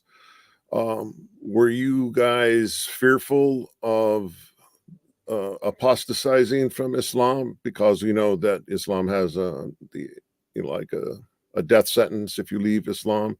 And then secondly, did any of you even consider Christianity? I know what you kind of said thus far, but was there even anything in your mind to consider Christianity, and what has kept you away from entertaining the idea of Christianity? Thank you. I think once you get away from the concept of Abrahamic God, basically, I think the one thing that you have to realize it that is a lot of the concepts are similar, basically, because they all arose from are about the same region, pretty much, right? That's the Fertile Crescent, and then some part of Iraq, Jordan, south of Israel, the northern part of Arabia. And so you once you start reading both of them, basically you realize that Christianity is nothing other than Judaism 2.0, and then Islam is nothing but Christianity 2.0, basically, right?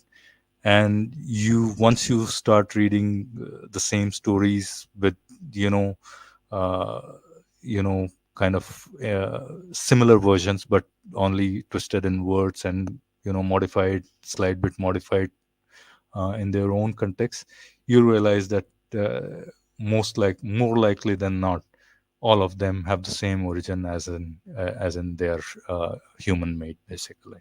At least that's my take. I can't say the same for Mahadan or Kali, very much. Kali, Mahadan, you have any response to that? Yeah, I mean, it is so the living in an Islamic society, it is a big concern, because the tolerance level for apostasy is not very high. In fact, there is barely any. So I think, yeah, that is a concern. That is a big concern, and you have to keep it, mostly private. So I think, yeah, I would say that's about mm, And you can the things that. understand why we are faceless. Yeah, exactly. One of the reasons that you have Yeah, to You can yeah. understand identity. why we are Identity. faceless, basically, right? I So mean, yeah, that could the only you can person that. amongst us. I'm not gonna say anything more than what I have said. Yeah, Madan and Kali can speak for exactly. themselves, Yeah, I basically. respect that. No Yeah, problem. and about Christianity, the question that you asked about Christianity, I think, so. From my angle, what I am looking for, I would look for, is whether a religion has any good arguments, and plus, as Philo said, the kind of problems that are there in the concept of God, I think they are quite common. Christianity has this problem of Trinity as well. It seems, I think it's a problem at least. But yeah, but besides that, other problems are common. Seems to be common in Judaism, Christianity, and Islam. So that would be one of the reasons. Plus, even if I give, I've not studied Christianity in too much detail, but I have tried to understand what is the basic argument in favor of Christianity, because I think for a religion, they have to make a positive case for its truth. And I don't find any good arguments for in favor of Christianity. So, given that the concept of God seems to be inconsistent and logically incoherent, plus there seems to be no good argument, I think for me that was enough to not go into any deeper. I do listen to things. I do as I have interest in religion overall, but I don't think it's a candidate for me, at least, to consider. But of course, I'm being an open-minded person. You could change my mind, or anyone could, if they show me where I'm wrong in my thinking or in my logic or reasoning. All right, Madan, you want to add something to Freddie's question, or? Let Freddie respond for now. Yeah. Because I didn't hear Freddie's question exactly, because I think I fell out. Oh yeah, you dropped out for a bit. Out. Yeah. First of all, since I heard the word Trinity, I am not a Trinitarian, and You're Unitarian. Yes, for the sake of argument, I'm a Unitarian. I don't necessarily label myself that or use it. I just simply call myself a Christian, a disciple of Jesus Christ, because the Bible does not teach the Trinity. The Bible doesn't teach God is three persons in one. It doesn't teach that God is a triune God. We go back to the Old Testament, and the Shema, God says he's one, and we see many scriptures where God is one, singular pronouns, he alone, I, me, myself, and we see that God, who is the Father, because he is the creator, he's already a father in the Old Testament, even before Jesus becomes his son. So when people like to attribute God as a father because of Jesus, but God is a father in the Old Testament. He's Israel is my firstborn, and so on. But we see that God works through his creation with the miracles, like Moses, for example, which is very well known. Moses is one of the biggest characters in the Bible, and he has done many things for through all of the prophets of the Old Testament, and the Old Testament is simply a prophecy of the Messiah to come, which we know is to be Jesus. And I engage with Muslims quite often when I'm on Twitter, and I try to get them to see this, and they know that I'm not Trinitarian. They engage with Trinitarians, and they like to engage with me more because I'm not Trinitarian. But anyways, I can say more, but I'll pause now. Yeah, I think a fair bit of information about yourself. Why? Maybe what we can do is you come down some other time, and then we can maybe talk about what's your primary evidence for the God you believe in. Maybe we can talk about that. How about that? Do you think that's something you would like to discuss? Sure. Yeah. Just let me know what day, when that might be, and I can try and make myself available. So the way we kind of do things over on our channel is usually we pick up a topic. Mostly we pick up a few videos where we see some of these Muslim apologists' arguments, basically, and we try to analyze those arguments for whatever they have said, whether that's really good or not. Basically, does it fit well with the rational logic or philosophy that as we understand or not?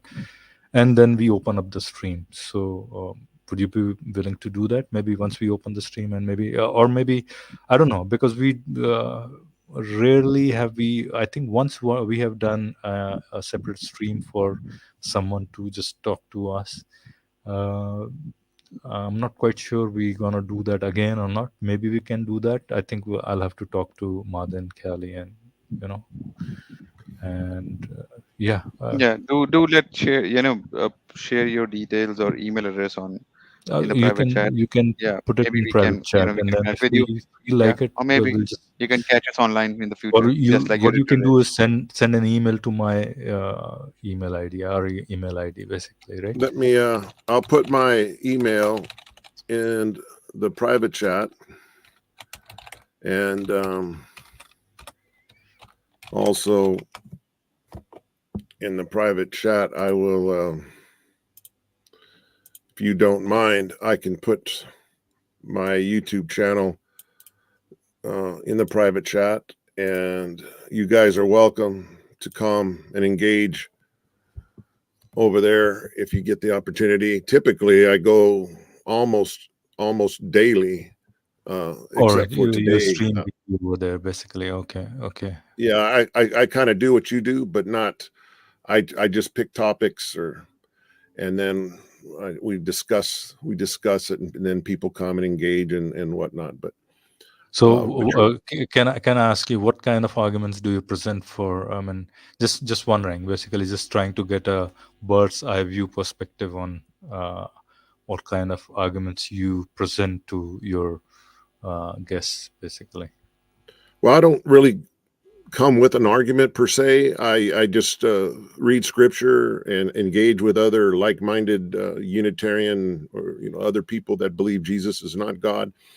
But then, of course, I attract some Trinitarians, and then I do allow them to come on and talk about it, and some Muslims come. So and basically, if I got it right, you mostly appeal to scripture in a sense. Would that be wrong of me to? I'm sorry, I didn't hear the question about scripture. I'm saying mostly you appeal to scriptures, basically, in most of your arguments. Basically, you go into scripture, try to, even if you have to defend yourself, you use scriptures. Even if you have to refute others, you use scriptures, basically. Yes, sir. Not relying mostly on the logical or those kind of arguments, pretty much. Right. I stay with the Bible. I don't go outside the Bible. I don't appeal to scholars or theologians or any other book. I strictly stay with the Bible, and that's it. How do you engage with Muslims? So what do you find? What is the common ground that you find with them on the basis of which you argue with Sorry, them? just a moment. Sorry, Grasso, Otangelo, right? Would you like to come on with the camera open? Because I took you straight away in, and I didn't realize I should have asked you first. You're okay with the camera on, right? No problem? Okay. All right. I'm going to add you in. All right. Sorry, Freddie. Yeah, you were saying something. I had to interrupt you.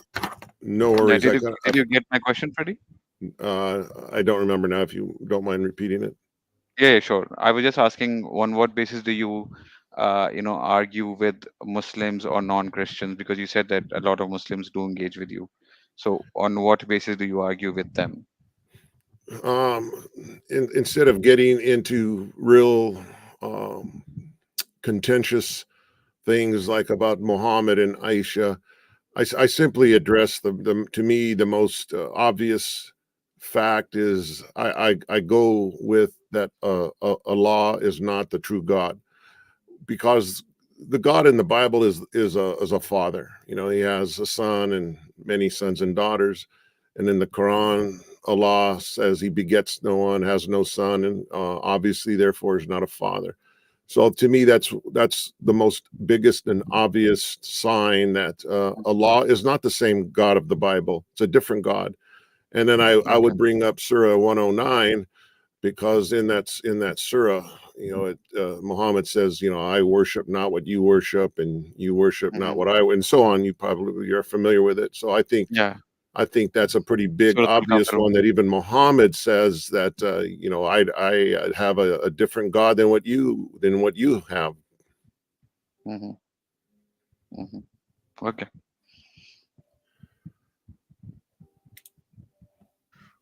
I think what we should do is have Freddie on some other time, maybe, and see the thing that the difference that I see, Freddie, between what we do over here and between what you do. Basically, you mostly rely on scriptures, and what we do over here is use mostly analytical philosophy to weigh in all these religious claims, basically. So in that sense, there's a marked difference, but I think we can try and bridge that gap and see what we can, discuss. It's always a good thing to discuss. I think I'm open to it. I'll, we'll be happy to have you, and just so you know that our understanding of Christian scriptures is not all that great. I have read bits and pieces here and there, and so I assume that Khayali and Mahadan have. So we'll struggle about it, but we can probably try to have a conversation. That's all I can say. Yeah, that sounds good, and I appreciate it. Just one quick thing, if you don't mind, just to address this, Abrahamic religion thing. See, I address that too, because see, I don't believe Islam is an Abrahamic religion. Muhammad has no relationship to Abraham or Ishmael. Obviously, Muhammad was Arab. Ishmael was half Hebrew and half Egyptian, so there's no ties there. And I don't believe Christianity is like a separate, like you said, 2.0 Judaism. What it is that the New Testament is the prophecy fulfilled of the Old Testament. Jesus was an Israelite, was a Hebrew, was from the tribe of Judah. He was Jewish. So it's just a continuation of so-called the Abrahamic belief system, not a religion, but it's the fulfillment. Jesus is the fulfillment of the Old Testament come to life, so that all the prophecies that were in the Old Testament during the time that they were existing and living, and they were seeing these prophecies being said in the future to come. So Jesus fulfills it, and it takes it to another level. And the only reason now we're called Christians is because the earliest Jews or Israelites were Christians that believed, and they were first called Christians in Antioch. So it is a Christian term, and because the word Christian just simply comes from the word Christ, Jesus the Christ, which is the Greek word for Messiah, and the definition is simply anointed king. That's what it means. So Jesus Christ is Jesus the King. Jesus is King of Israel, and the Christian, like I said, just comes from Christ, and that's all we are. We could be disciples, because Jesus said to the apostles, "Go to all the world, preach the gospel, and make disciples of them." So that's all. It's not like another religion. It's a continuation and a fulfillment. But thank you, and I appreciate the time. You guys were very nice and respectful. I appreciate it. Sure, Freddie, you're very welcome. And yeah, I think you can drop by anytime, and maybe we can have these kind of small conversations. So almost anytime you drop by, and instead of having like a one big, a specific stream for these kind of conversations, we can do that as well. We can do something like this, what we did today as well. Yeah, it's up to you. Yeah, no problem. Yeah, and you guys are welcome to stop by my channel and engage if you guys want to. You're welcome. I appreciate it. Okay, take care. Sure. Thank you very much, Freddie. Yeah, thank you. All right, bye. All right, Otangelo, Grasso, how are you doing? Yes, I'm fine, thanks. And you guys? Doing good. Yeah. What do you have in your mind today?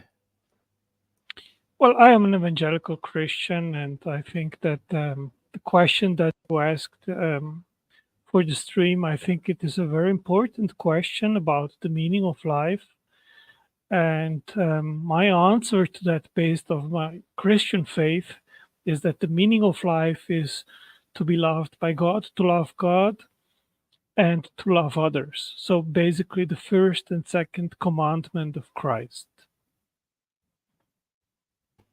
All right, and that's unconditionally, basically. So you would love God unconditionally, irrespective of whether that God hates you. That's a good question. First of all, I believe that the God of the Bible has proven his love to me based on Christ incarnate and dying on the cross for my sins, for the sins of humanity, and resurrecting. So I think this is what Jesus said. The biggest love that someone can show is when someone dies for his friends and gives his life for his friends. And this is what Jesus has done for humanity. He has given his life as a sacrifice to pay for our sins. And I don't see a bigger proof of love than what Jesus did. All right. My question was a hypothetical question, by the way, but yeah, I mean, I think we did talk about this earlier. That would you still love your God just for the sake of loving your God? Forget about Bible for a second and what Christ did for you, as you think he did for you, basically. But the question is, would you still love a God who would throw you in hellfire for loving him? But for demands, loving him? yes. I think this is one question we asked, basically. So the point of this hypothetical exercise that we did was that you love God basically for your own selfish reasons, right? And that selfish reason is that you want to go to heaven, basically, and then you want to avail the goods of heaven, basically, and that's your purpose, basically, in a sense. Your purpose is not loving God. That's a sham, basically. That's a sugar-coated candy. You see the point I'm trying to make here? Well, the first thing that I would answer is that I don't care about hypotheticals. I care about the facts. And the fact is what I just told you. That's why I also think that the Christian faith is superior to any other proposed religion or faith system, based on the fact that we have a God who has proven his love for us.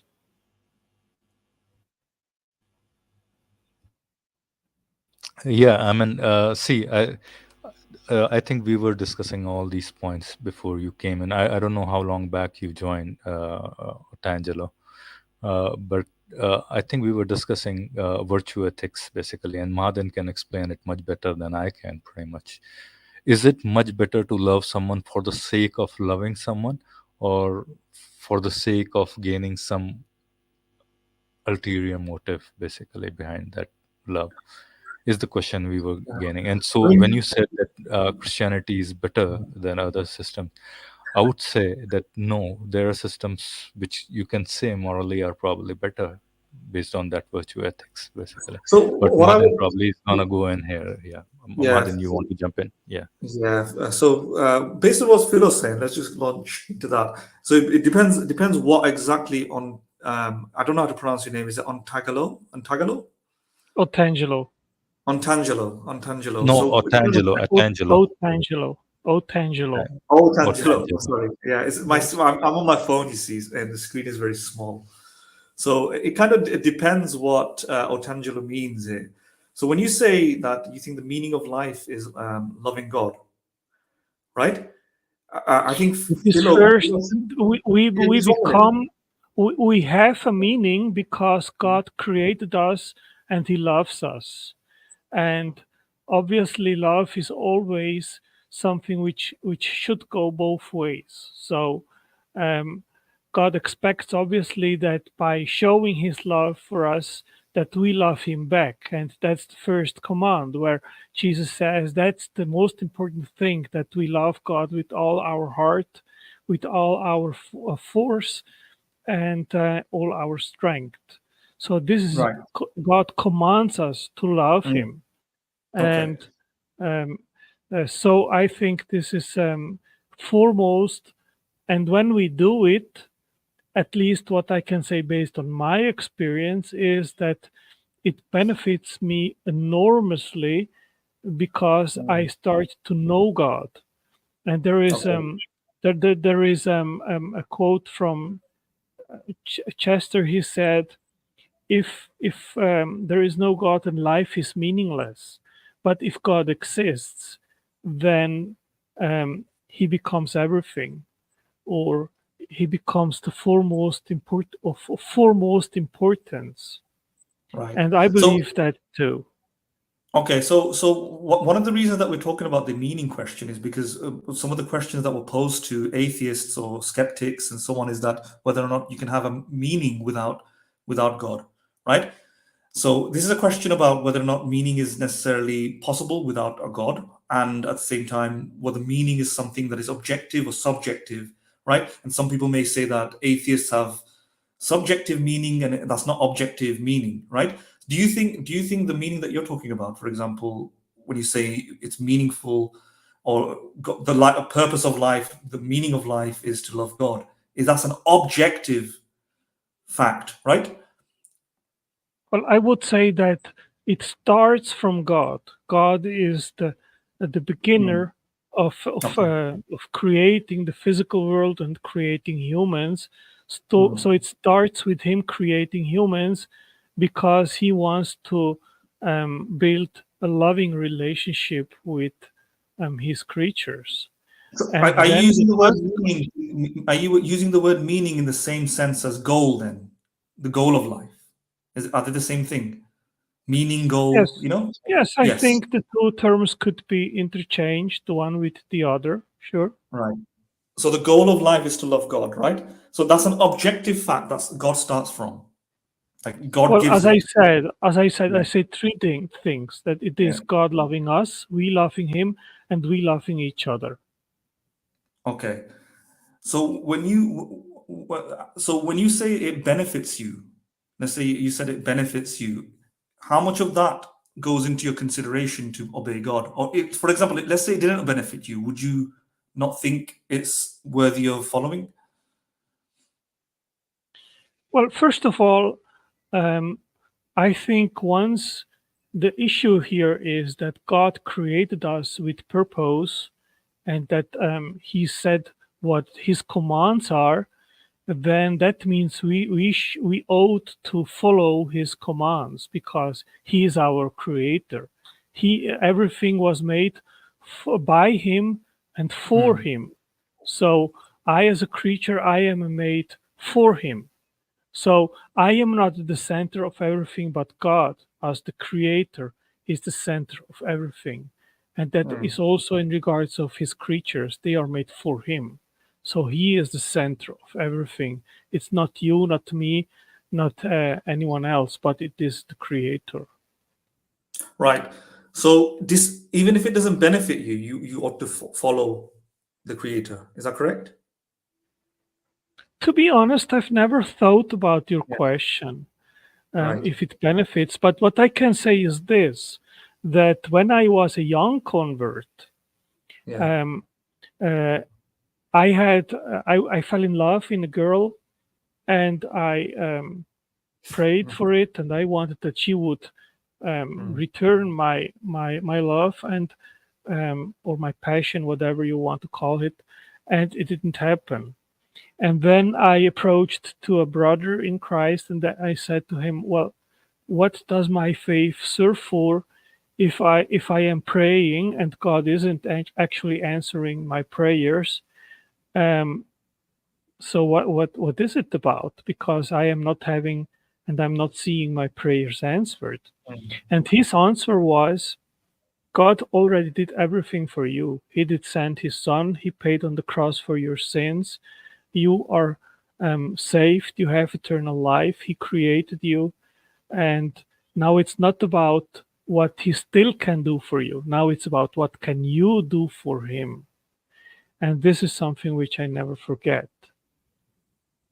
So today it's not about, that's not what we should think about. What can God do for us? It's about how can we serve him.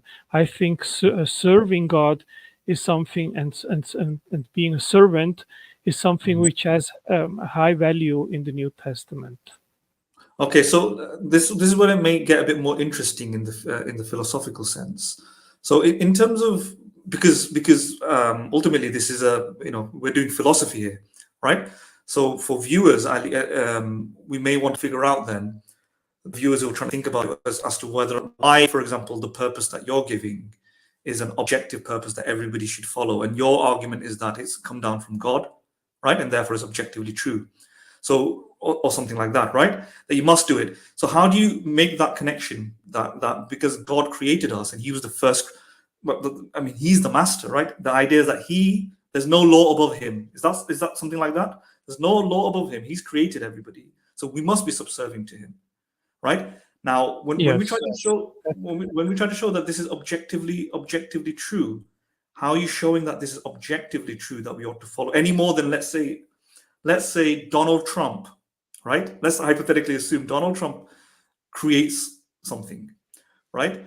And he assembles something together, maybe through artificial intelligence. So he's created it. Now these beings must be he's going to give these beings objective purpose by just my mere creation of these artificial robots, right? And they must obey him, right? And they can't disobey him, and they get meaning from him, right? What separates God from this kind of situation? Why is it? So in the Donald Trump, the Trumpian dictator, Trumpian dictator, right? You may say this is not something you ought to follow.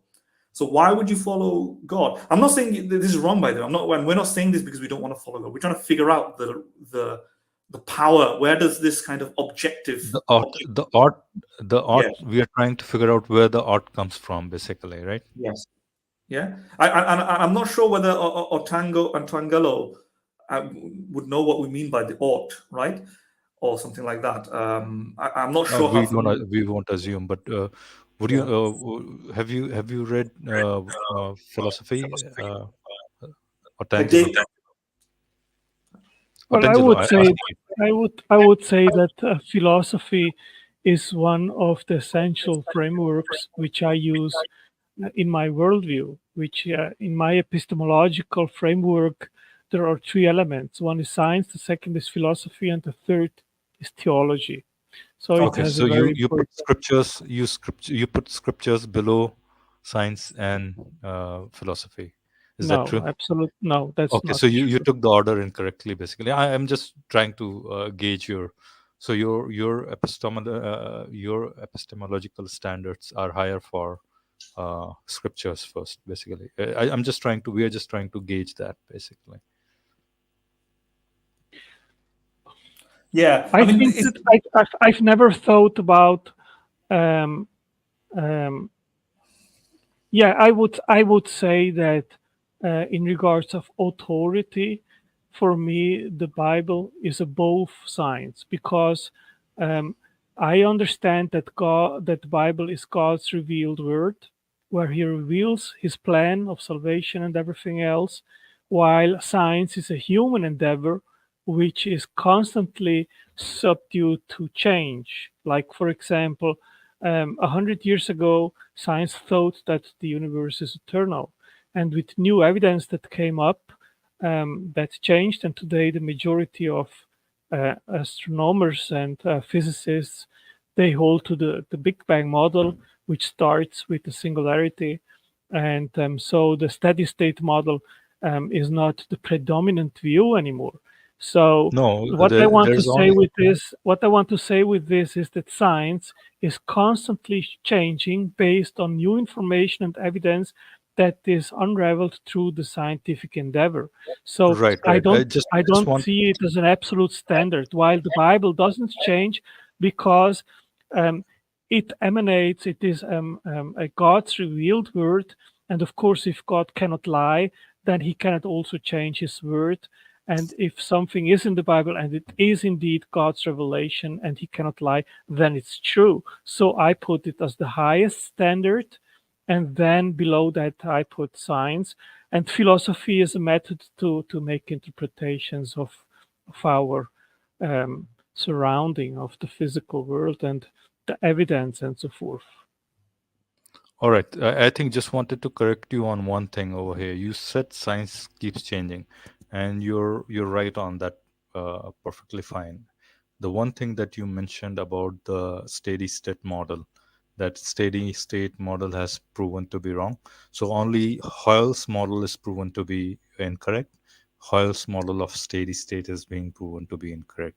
But there are different models like Carol Chain model, or what is that other Roger Penrose's CCC, conformal cyclic cosmology. That's also eternal. You can have loop quantum gravity. That's also eternal. So I think whoever has told you about those scientific, steady state theory, they are wrong. Their eternal model still present. No scientist says that one way or the other. I'm not going to go into details of that, but I think we should pull back ourselves to the first fundamental question that we were asking you. Yeah, I mean, I don't really want to move away from the meaning one, because that was the main. But let me just say something I agree. quickly about what you said regarding science.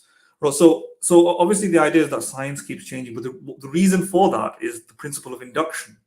I don't know if you're aware of that. It's the idea that new observations can be contradicted by new existing observations of science can be contradicted by new observations, and therefore developing new theories and overriding the previous, right? The thing is, the principle of, and that's due to the problem of induction, or the limits of induction, if you want to call it, that the future can always contradict the past, right? The future can always come up with new evidence. So here's the thing: the problem of induction, or the limits of induction, is not just limited to science. It's limited. It limits every form of human knowledge. All forms of human knowledge, new evidence can arise to contradict the previous. So it's not limited just to the sciences, like the fundamental sciences, like the physics, like biology, etc. Arguably, it's also applicable to theology, because theology is a human enterprise that involves knowledge, information, data, readings, interpretations, and it overlaps with history, which is a science. It requires testimonial data, which is testimonial data is one of the fundamental things where this is going to apply big time, basically. Yeah, not just that, but theological reasoning, which is arguably the communities of theologians who may, like, a new theologian can come and make a breakthrough understanding, and there can be a cultural shift in understanding, and therefore, again, a change. Just like you may have a change in science, you have a change in theology. And similar vein, you can even think, like as Philo just said, in terms of history, the scripture comes down under history, and you can have new information, new revelations. You can potentially think that you may interpret a verse in the Bible differently. So even those things are limited by the fact of knowledge is limited. New findings can contradict the past. So I don't think you have absolute certainty. Reason being, even what it says in the scripture, for example, God can't lie, is based on your human senses and your human epistemologies. And new evidence, I'm not saying this is the case, obviously, but I'm saying in principle, just like in principle, gravity, tomorrow you can learn gravity doesn't work. Now, everybody would think that's absurd, right? But in principle, that's the whole point. When you say science is limited, it could be possible that tomorrow we can learn that somewhere on the earth, gravity is suspended. In principle, in theory. But if you're willing to accept that, because when you say science is limited that way, you have to be willing to accept that based on everything I said about theology, everything I said about history and interpretations of theology, it could very well be that a new finding can be made about the Bible, a new finding, and maybe some historical verse has popped up, and it changes the nature of your understanding of the Bible. And then you learn something new about it, which contradicts everything else, including the thing that about it says about God can't lie. That's the issue with so I can't see where we have absolute knowledge, or absolute certainty? Yeah, I am a very evidence-based person, and I agree with you that science isn't about proving things, but I use a lot abductive reasoning or inference to the best explanation in scientific inference.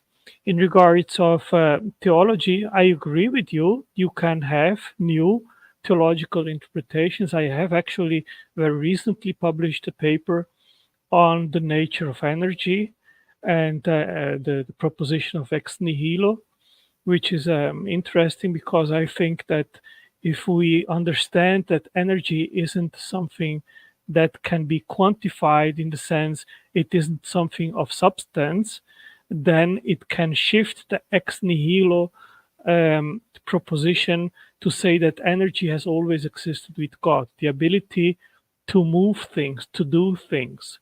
And then it isn't a creation ex nihilo, but it is an actualization of a potential which always is with God, where he actualizes something based on his will. So this goes into a little bit philosophy and theology, and it doesn't have anything to do with empirical science or things that can be proven. It goes really into just some models of reality. Now, in regards of the Bible, I think there are untradeable truths, for me at least, which either I believe or I don't believe. Jesus said, "I am the way, the truth, and life. Nobody comes to the Father than through me." So either he is the Messiah, the Savior, the second person of the triune God, or he is not. And that is something which, as a Christian, if I give up that belief that Christ is who he said to be, then I'm not a Christian anymore. But I have written books on the Shroud of Turin, on a link which is empirical evidence to his resurrection. So I think I have a good grounding to believe that Christ is the Messiah. Sure. So I'm not disputing the conclusions that you made regarding the Bible and the Christ and so on. I'm trying to say that the comparison that you made with at least theology being more certain or something like that. Not certain. I would say. I think your belief, certain. You made certain. I think you've got certain arguments to think that your belief in Jesus Christ is more certain than other beliefs in science, because science can change, but your belief in Jesus Christ is far more rock solid, right?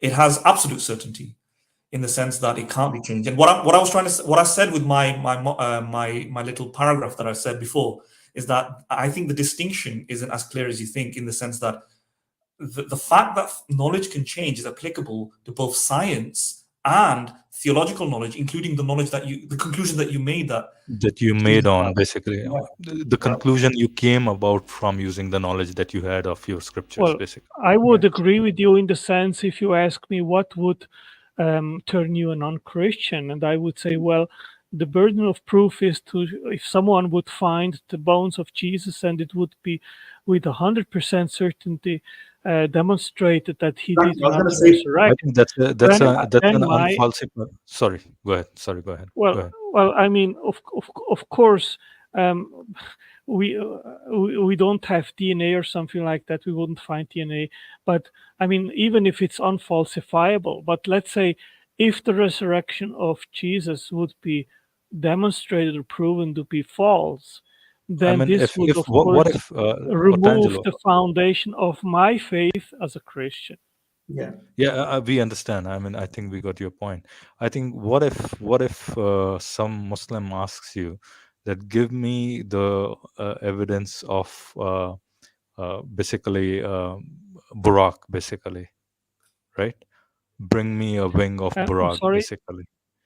Have you heard the story of Prophet Muhammad flying going to the seventh heaven on a creature called Burak, basically half human, half horse-like, not horse-like, but something similar, basically, right? So what if someone asks you to give an evidence for a wing of that? It's kind of, so the proposition that you're talking about is kind of unfalsifiable proposition, basically. right? I mean, Well, I would see, I there are would say there are that so many layers, I had, so as I many layers of hidden claims within those. How are you gonna verify that bones of somebody? I mean, somebody can bring bones of somebody and claim that these are Jesus's bones, right? What are you gonna do, right? You Well, don't, you can't do a DNA test, right? I think Ontagelo is just simply saying in principle, right? Yeah, In principle. I'm saying that's an unfalsifiable kind of a proposition, basically.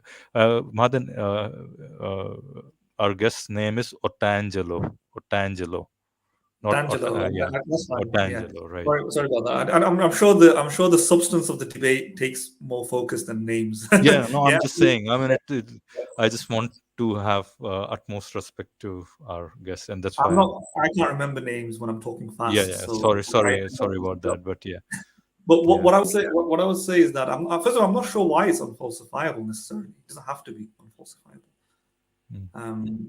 Why is it unfalsifiable, Philo?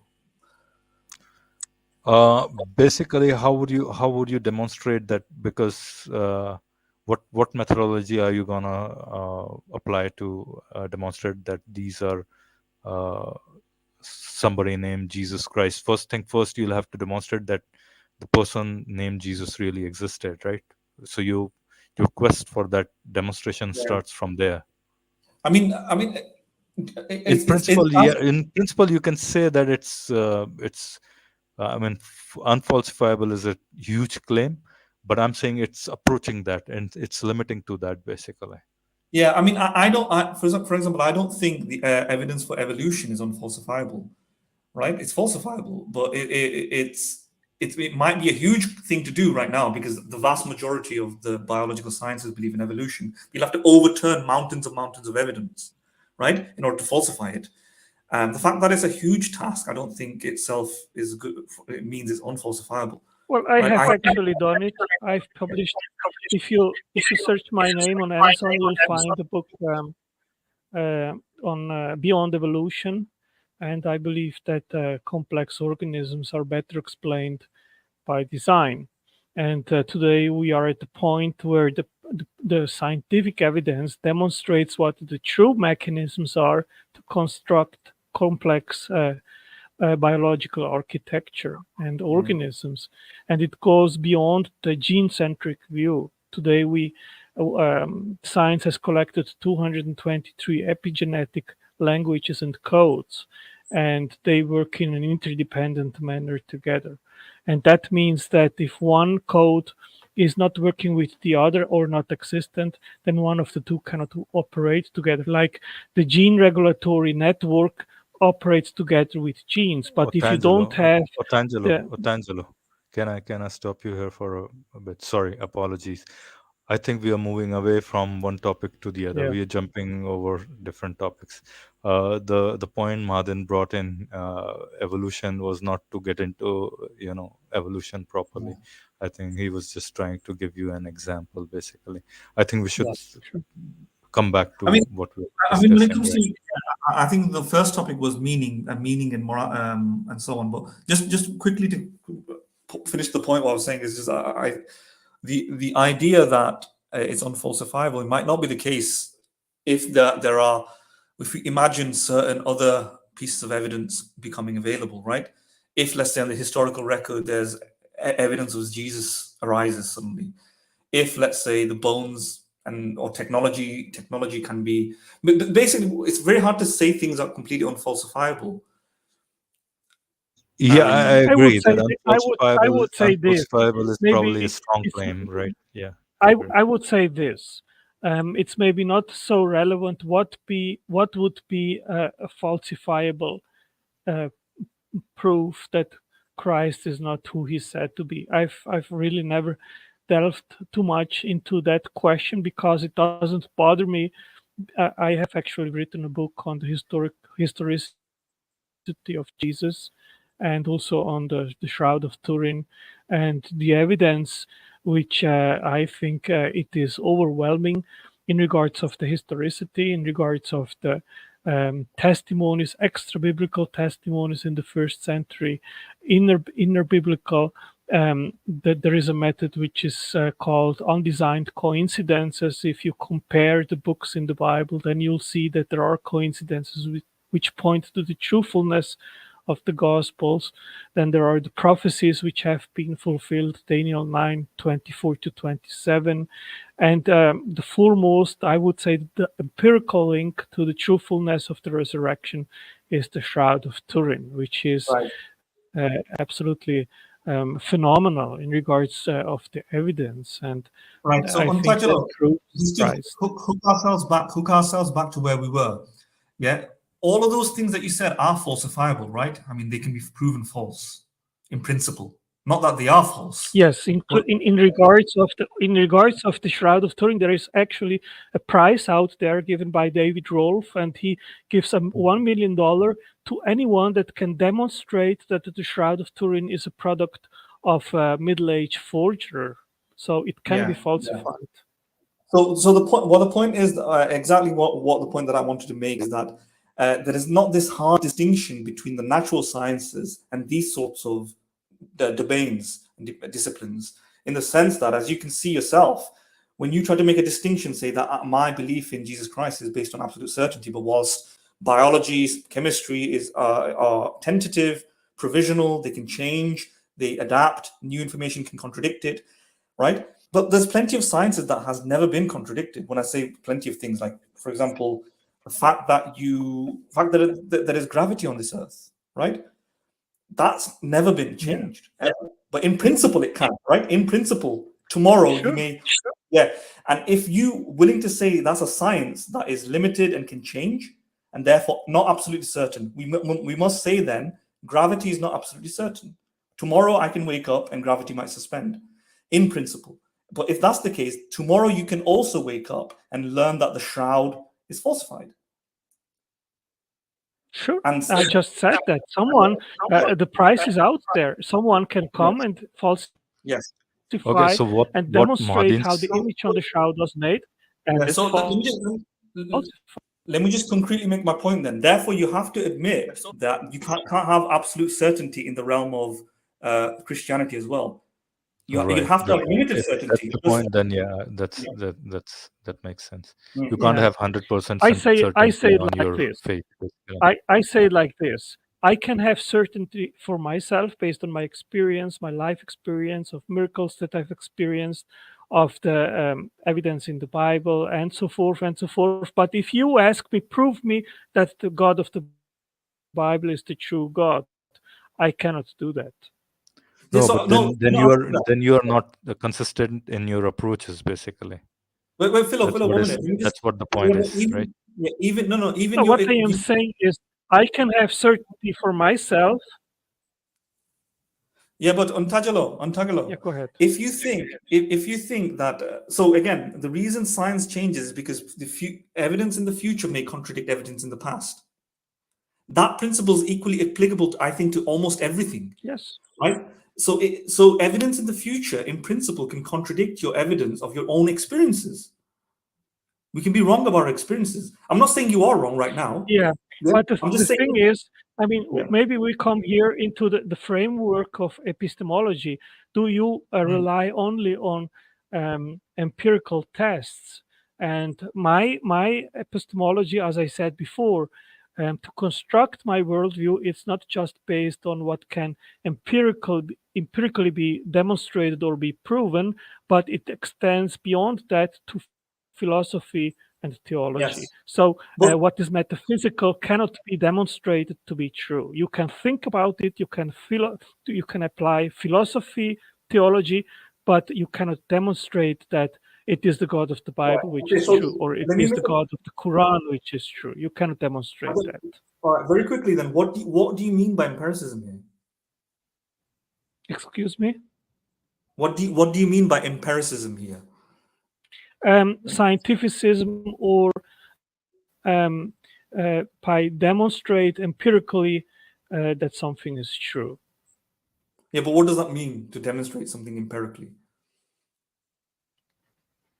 Like, for example, the quest of God's existence existence. There are so many atheists which ask you to prove God's existence. Okay. And I think this is the wrong approach. My So approach is Are you abductive talking about- reasoning to the best explanation, because we do not have evidence of the metaphysics of what exists beyond the physical universe. We don't know. So what we can do is reason and then come to the best explanation. Right, I understand.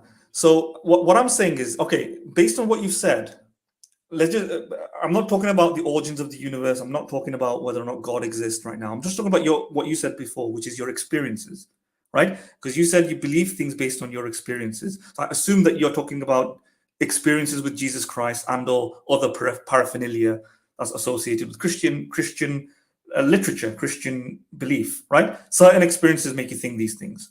My point is, wouldn't that be within the empirical realm to some extent?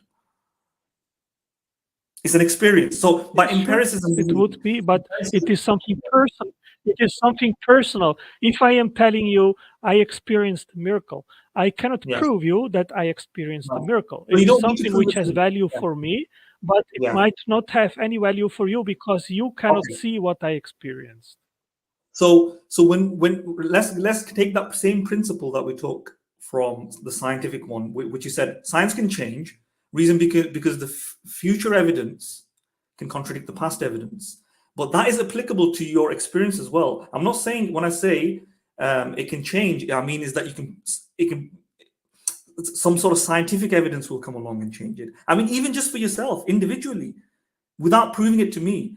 So let me give you an example of something that only you experience that will eventually you would contradict with a future experience. So you may let's say you have a sandwich, right? And you think that you had a bologna sandwich. This is possible. There are plenty of people which have started with. Let me address that. There are plenty of people which have started as Christians. Then they started to actually start to doubt what they were reading in the Bible. They were listening to the objections of what is in the Bible. And then slowly they started to distance themselves. And then in the end, they encountered themselves as non-believers. On the other hand, like in my case, for example, I converted, I was 18, and it's almost 40 years. And in that time period, I developed my faith, and I went into science and philosophy and theology and so forth, and that has actually strengthened my faith. So it is a dynamic environment, let's say. Yes. Yeah. So the only reason I wanted to talk about this is precisely because, and I've been talking about this in the past before, a lot of people say what you said before, and this is why I disagree with it, is because what you said is that science can change, and you barricaded science off, and you thought certain things can't change, and therefore we have absolute certainty. Whereas science is tentative, and therefore we can't have absolute certainty. But what you're saying suggests, as you just admitted, as you just noticed, is that you can learn something in your own experience, and you think that you're right about it, but then eventually you can have new experiences, right? That makes you think, oh, wait a minute, I was wrong about this. Which means even those things are not absolutely certain. They're not ironclad. Exactly. To have a right. Well, what I am absolutely certain about is that the truth is out there. So reality is out there, and it's upon us to find out what is it. And one what very clear Mahadan's point is, distinction Otangelo, what Mahadan's point is that what you consider to be absolute truth may not, after all, be the absolute truth. You might be wrong, basically. But before that, I'll welcome Ugba. Ugba is another member of the team, right? So, Otangelo, that's the whole point of Mahadan, explaining all that thing, basically. Since you started off with saying that you don't, science can change, and so you can't take that on, absolute truth value. I think that same principle applies to your, belief system as well, your experiences as well. That's the whole point of this, basically, in a nutshell.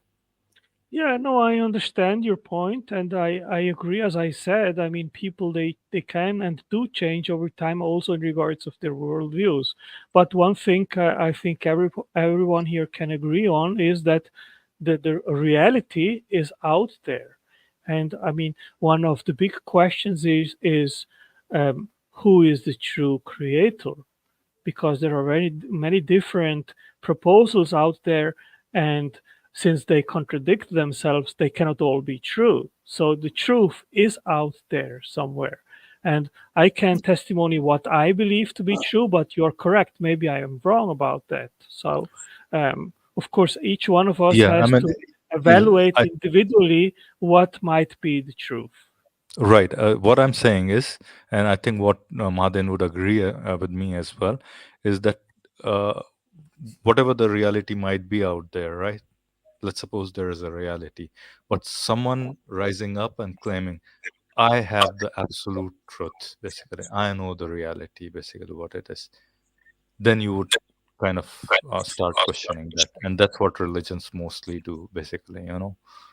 You Well, have that's what I do. I say in an that's what I'm absolute saying, sense. right? That's Well, what I am it saying becomes is kind of, I believe you would say that, that those who are claiming that they know the absolute truth would be arrogant, basically. They might be wrong and arrogant as well, pretty much, in a sense. Yeah. well, I don't think it is arrogant, because I actually say that I believe in the true God, which has revealed himself in the Bible and has incarnate in Jesus Christ. I believe that. Now, obviously, it is something which I cannot prove. I can give arguments for that, and then to anyone that listens to what I have to say, it's upon my the people that interact with me to evaluate my testimony, my reasons, and so forth, and then make up their mind. Yeah. All right. Yeah. Uqba, you have anything to add to Madin? Madin, you want to go first? No, Or no, I just Uqba? wanted to say also, as you said, it's only because I like this particular topic, which is the difference between science and all the other things, because I personally don't think there is that much of a difference there's some shared properties. I mean, just like you thought, science is limited because of new ideas, new theories, new evidence can arise. You might find it interesting to think about. You probably have already thought about it like this. I don't know. I'm just assuming. But for example, like the resurrection. Arguably, the best arguments for the resurrection is an inference to the best explanation, right? It's a theory, right? It's a theory based on evidence that you might make and think that the best explanation to explain the evidence is that Jesus resurrected or was resurrected from the dead, right? Well, And what I see is that other apologists do. They use classical arguments, which is the inner consistency of the Bible, extra biblical testimonies, and so forth in regards of the resurrection, and prophecies in the Old Testament that have fulfilled. There are several different lines of reasoning which can be brought to the discussion in regards of that. Yeah. And I maybe I'm a little bit different in regards of that, because I've taken my time to investigate all lines of evidence, and one was the Shroud of Turin, and I would say it is the crown evidence because it provides an empirical link which can be falsified. Yes. So and therefore that's within the limits of science, arguably. Yes. In some sense, as is the resurrection, as is prophecies, because prophecies require empirical checking, and that could also change as well. So yeah, I just find it interesting. So that's I mean, what we get a lot when we look at the Islamic dawah scene is that a lot of people saying science is limited, so science is flawed, but theology is this kind of immune to this.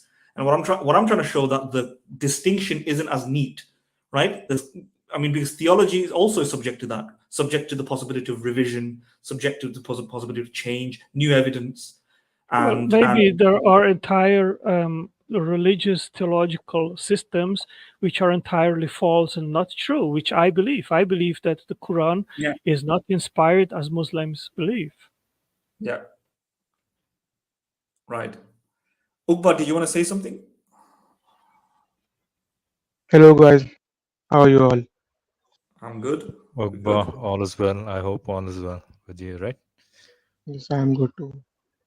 I would just agree with I would just say that I would agree with what all you were saying, because it seems to me that miraculous experiences come under the category of personal experience. Like you cannot prove them through testimony or through reason or through empirical evidence. For example, my personal experience is at best a decisive proof for me. Yours is for yours. So I don't think appeal to testimony can raise or decrease the evidence for its truthfulness. Right. I think I agree. I think we all agree on that. Okay. Yeah. I think Otangelo, nice talking to you. Great to have you here. And I think we had very civil conversation, very nice conversation. I'm not quite sure. Madin, do you think we can go on for a little bit more, or maybe we can have Otangelo come some other time as well, drop by and It's up to you have a guys. chat. I don't Because mind. one of the points that Otangelo brought in, and which I'm not really familiar, and maybe I'm thinking that maybe when he comes in next time, maybe we all have read up on it, is the Shroud of Turin, basically.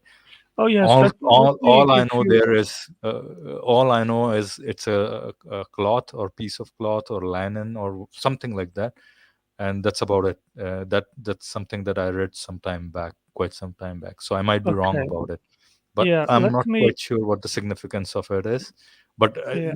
Otangelo, what I'm thinking is, if we go into that argument right now, I think we are probably gonna go well past the time that we have. So Yeah. maybe I was No, wondering if you want to. I will do something else. I will give you here in private a link, which I hope you won't share with anyone. It is my book on the Shroud of Turin, and you guys can upload it. It is from the cloud, and if you are interested, and you can inform yourself about this topic, which I personally think it is very, very important, because Jesus said that he is the only way to the Father, that he is the only one that can give eternal life.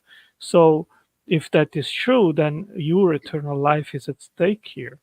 So I guess that you want to know if Jesus really did resurrect, and if he was crucified, which I know that Muslims deny, right? So um, let me I'm just not find quite something. sure, Tangelo, if you realize that all of us here on the stream, and even our other co-host Kayali, we are all agnostic atheists, pretty much, right? We are all out of the fold of religion, pretty much, right? Yeah, So yeah. yeah, I mean, That's why I mean not the Muslims saying as you which think, I basically. said Yeah. about Muslims, I say about atheists. Okay. Jesus was Yeah, very I thought you Jesus had a was very misunderstanding. That's why clear. I wanted to He clarify this. said, I am the truth, the way, and life. Nobody comes to the Father than through me. Now, I have on a daily basis conversations with atheists, and my challenge to atheists is always this: how do you explain our existence without the Creator? And when I ask this question, then usually the cart house breaks down, because atheists, they have the common um, behavior to criticize religions. Uh, be it the Muslim religion or Christian religion or whatever, but they never scrutinize with the same severity the proposition that no creator is needed. And that's what I invite atheists always to do. How do you Madin, I'm explain muting our you. Madin. existence without a creator? And I have written books on cosmology, on the origin of life, on evolution, and you can look up my books on Amazon. And the one that I gave you is about the Shroud of Turin, and it is empirical. In my understanding, it is the empirical link to the resurrection of Christ. And if he did resurrect, then obviously he is who he said to be, the Son of God. And once this is true, then your worldview is wrong. Well, I'm not quite sure. I mean, yeah, I think that's how you think, and that's perfectly fine. But I mean, of course, all of us don't buy that pretty much. That hypothesis or that theory, if you may want to call it that. But what we'll do is probably try to, understand what that argument is, and probably if you come next time, maybe we'll go over it. I will also look into your book if we definitely try to just at least skim through it, skim through your argument. And Yeah, I had just a presentation here. I live in Brazil, and I made a video which I just released today on the fine-tuning of the universe and on the origin of life. It's just 20 minutes. I think basically it should raise question marks in regards of a naturalistic worldview. So if you want to look at it, I've put it in private because I made a small error, so I'm uploading it again to my channel. But I think. All right, thanks for that. We can certainly look at it. What I'll say is, in respect to like stuff like fine tuning, design arguments against evolution, these, you know, there's plenty of people and authors who've written extensively against and for it, right? What I would like to see is possibly you coming up with new ideas, maybe, and maybe interacting with the communities who've been, you know, engaging in these matters. For example, the fine tuning argument. If you look at the philosophy of religion, I'm not sure how familiar you are with philosophy of religion. It's somewhat a Western thing, really. You know, not nowadays in academic circles, people have been talking extensively about the fine tuning problem, like atheist authors like Graham Oppy, now Paul Draper, right? They've analyzed it from both sides, and they think that fine tuning is either not existent, or there's some flaws, or it doesn't lead to God, or it can be explained by other explanations. So even Madan, even a lot of scientists question that fine-tuning thing, because fine-tuning is a probabilistic argument, and the probabilities that they're talking about are conceptual, basically, and not actual probabilities, basically. And we need to maybe let me correct you on that.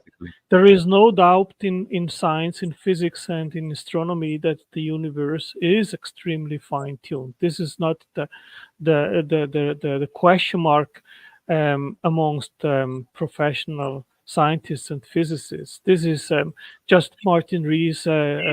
Just 6 numbers. There are several. Otangelo, I think. Paul Davies. So this is not something to be questioned. Otangelo, what we want to avoid is getting into that argument right now. What we can do is we can discuss those arguments once you. I didn't want to go into the substance. I didn't want to go into substance. I was just trying to tell him that. Just like you're presenting. Vijay, por que aqui tá tocando? Just.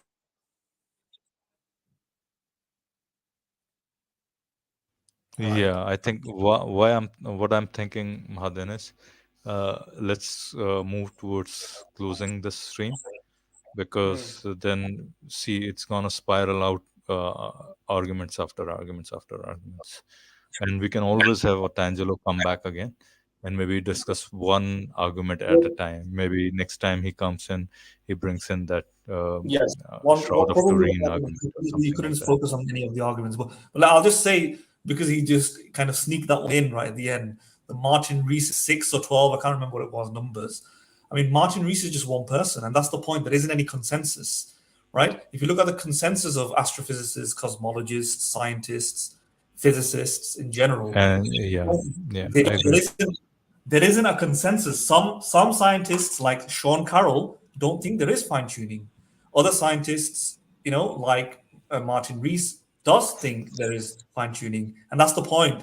There isn't a consensus. There's no common consensus when you look at the broad range of relevant scientists qualified in the area. They don't all unanimously agree that there is fine-tuning. They disagree over the existence of fine-tuning, or if they do agree on some fine-tuning, they disagree with what is fine-tuned, and there's lots of schisms and factions.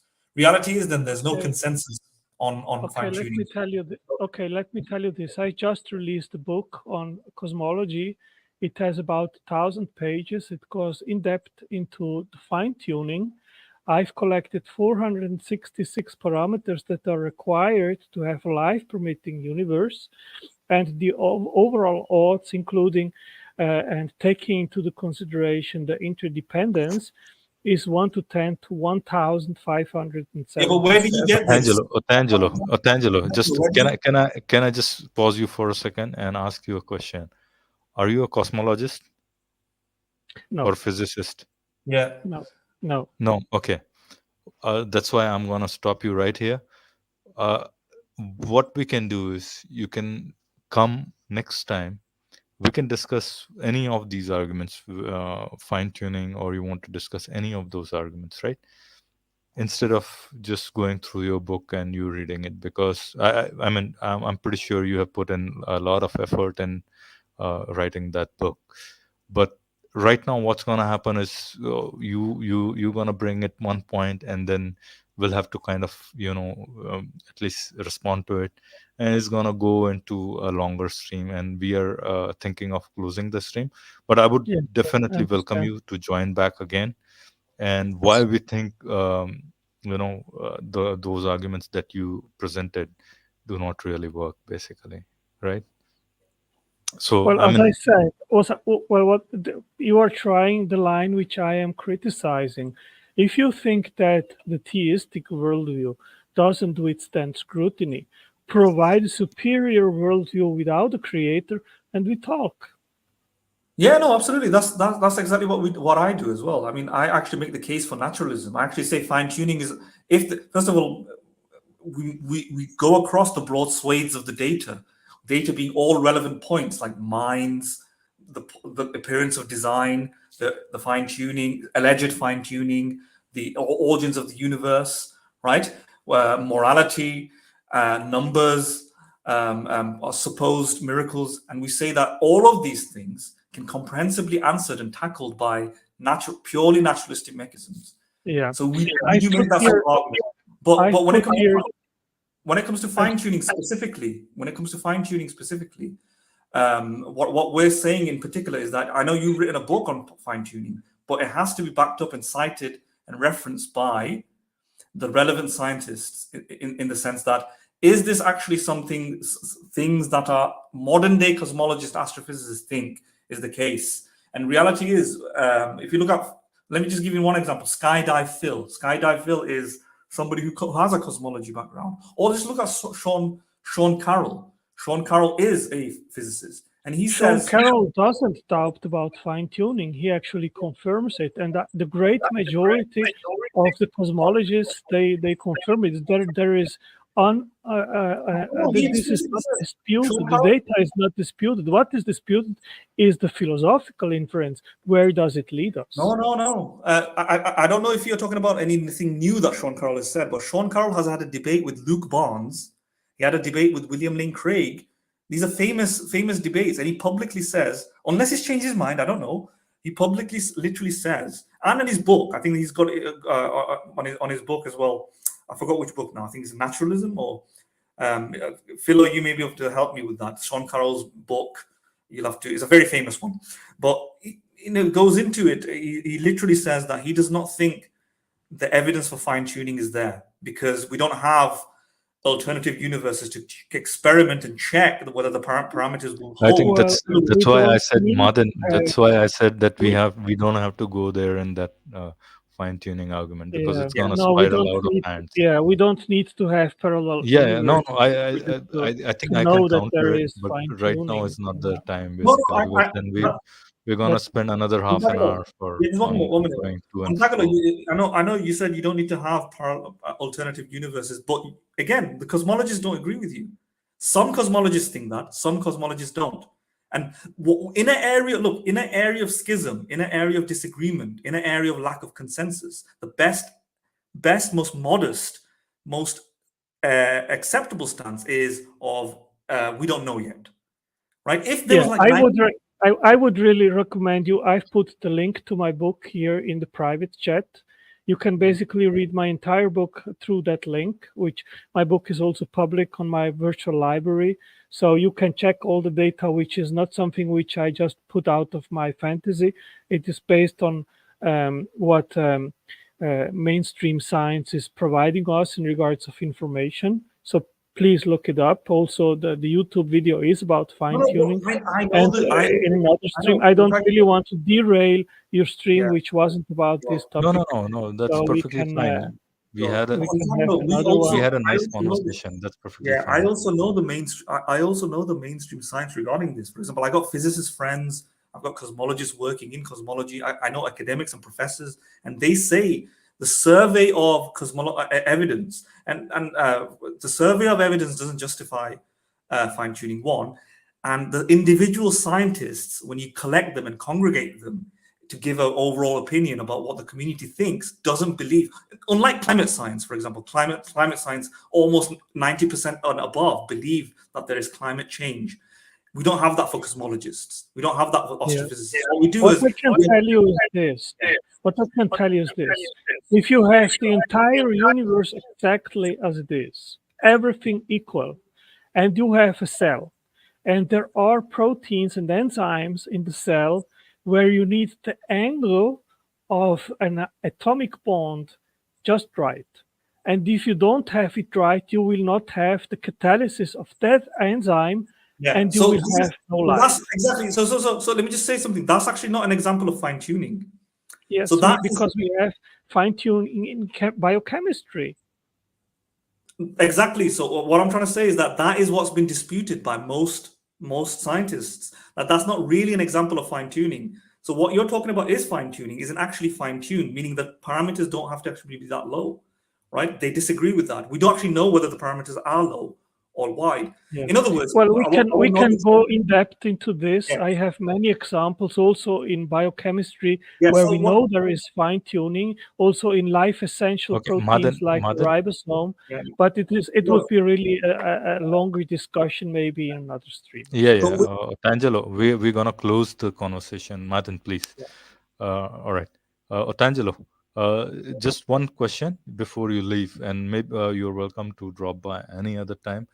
We can probably have a conversation on one single idea of yours, or evidence you can call it from your side. Maybe Shroud of Turin, or maybe this fine-tuning argument, or any other argument you may have. We can talk about it at length. Right now, probably we are already like 3 hours into the stream, so that's why. Just one question before you leave. Do you think Earth is 4.5 billion years old? No, I am actually a young Earth creationist. I believe that the Earth is 7,500 years old. Then how come you are talking about fine-tuning of the universe? Well, that doesn't affect the issue that the universe has to be fine-tuned. But for the fine-tuning, you have to first believe that the universe started at about 13.8 billion years ago, right? I mean, that's your starting point. If you don't believe in that, it's actually not my starting point. The fine-tuning goes not necessarily, or doesn't affect the age of the universe. Even if the Earth and the universe is 7,500 years old, it has to be precisely calibrated. The initial conditions, the Earth, the Moon, and so forth, the galaxies, the stars, they have all to be in the right parameter range. So. Right. All right. What we'll do is we'll discuss all these things next time whenever you are here. I mean, it's an interesting topic. We would love to talk about all these things. It's just that today it's a little too late. We are running already in the 4th hour of our stream. I don't want to extend it. I mean, really appreciate you dropping by, and our conversation. You have a lot of information in the links which I provided. One is about the Shroud of Turin. The second one is a video which I released today. It is I saved all the links that you posted. I did save, and I forwarded to all the until our next time I drop by, you guys can have a look. And what I would recommend you to think about, which is in my understanding maybe the most devastating evidence against naturalism, which is the fact that if there is no mind which selects, then you have no natural selection, and you need also specific building blocks for life. There are 4, and they are complex and specified. If you don't have a mechanism to select them, you have Otangelo, what I'm gonna do is I'm gonna stop you right here. See, you're gonna keep pouring out different arguments. That's not gonna be fair on us, right? Because then one of us will feel responding, to those. No, I don't want to be unfair. Yeah, I just and what brought it up I want to for you do to is think about until I our would next want you stream. to come to a point and you discuss one argument at a time, right? Because once you spill all these arguments, we'll be tempted to respond to it. And right now, it's going to be unfair on us, basically, because we want to close the stream as well, right? You understand No that problem. point, right? Sure. So I understand you might have the best of the best arguments, right, for your case, and we'll deal with those arguments as well, but we're not right now, unfortunately. And we love you. We would love to have you as well some other time, though, right? Sure. And it was nice talking to you. You're very welcome anytime you want. Thank right? you. But just that we want to have enough time to have a engaging conversation and put forth our responses as well. Okay. All right, Otangelo, great to have you. I'm not starting a debate. Don't worry, I'm not starting a debate. I'm just saying. That's why I'm asking you to keep quiet. No. I'm not starting a debate. I'm just saying, and I would also recommend that yourself maybe read through Sean Carroll's book. If you can just pull out Sean Carroll's book, or you don't even actually need to read his book. Just watch his debate with William Lane Craig or Luke Barnes. I've watched it. I've watched it. He is very well versed. I know I know the debate, and I have my thoughts about it. Yeah. So he disputes, when I say fine tune. So let me just get the nuance correct. He disputes, and I don't want you to debate this point. So this is going to be my last point, and it's going to be just for you to listen to, right? Otherwise, we're going to end up in a debate. Yeah. No, write him, send him an email, invite him to come to your stream. I come to. Yeah. I'll speak directly to him. No, that's fine. If he was willing to come, I mean, I don't know if he's going to want to come to a small stream like this. But if he has the time and inclination, he definitely will. But I think he believes I've seen him in small streams. Just contact him. Tell him that you want to know about his argument. I come, and I'll be more than happy. You can send him a link to my book, and you can invite him. Yeah, that's fine. But what I do know about his understanding of fine tuning is that fine tuning is such that it might be the case that the parameters of this universe is such that it makes the conditions for life as we know it low, right? That's what he thinks in terms of fine tuning. That certain parameters, the ranges of the parameters are very narrow. All right, Martin. It's not an argument. It's not an argument because I told Otangelo that he can't respond to this. He has to go. He has to listen to this and leave. Yeah, he has to listen. But he thinks that it's a narrow set of range of parameters that would be required to be met for life to come. But he makes the argument that we actually don't know whether or not, if the parameters change, that there won't be different forms of life based on different forms of chemistries, different form of periodic table. So in other words, we do need to be able to adjust the parameters or experiment with them to know what it would look like that were different. So the universe. So he makes this explicit statement in the William Lane Craig debate that yes, if we change the parameters, life as we know it, the world as we know it wouldn't exist. But what sort of world would exist? We don't know that. And that's when he says, we don't know then how genuinely fine-tuned this is. Is it possible that, is it the case that different forms of lives, different forms of universes will form? That's the point that he's making. But I'm not going to let you debate that point. I just wanted to put it out there so the audience knows what Sean Carroll was saying. Yeah. But yeah. Yep, you have the link here in the private chat. Read my book, and you'll see answers to these questions. Okay. All right. So you probably want to debate Sean Carroll then on this. Oh, I would, without any problems. Okay. All right, my friend. I think Philo has departed. So I'll probably have to be the next host. I'll have to take the. So I wish you. I wish you a farewell, and let's talk next time. We can have a proper debate then. Yep. Okay. So All right. Bye-bye. Bye-bye.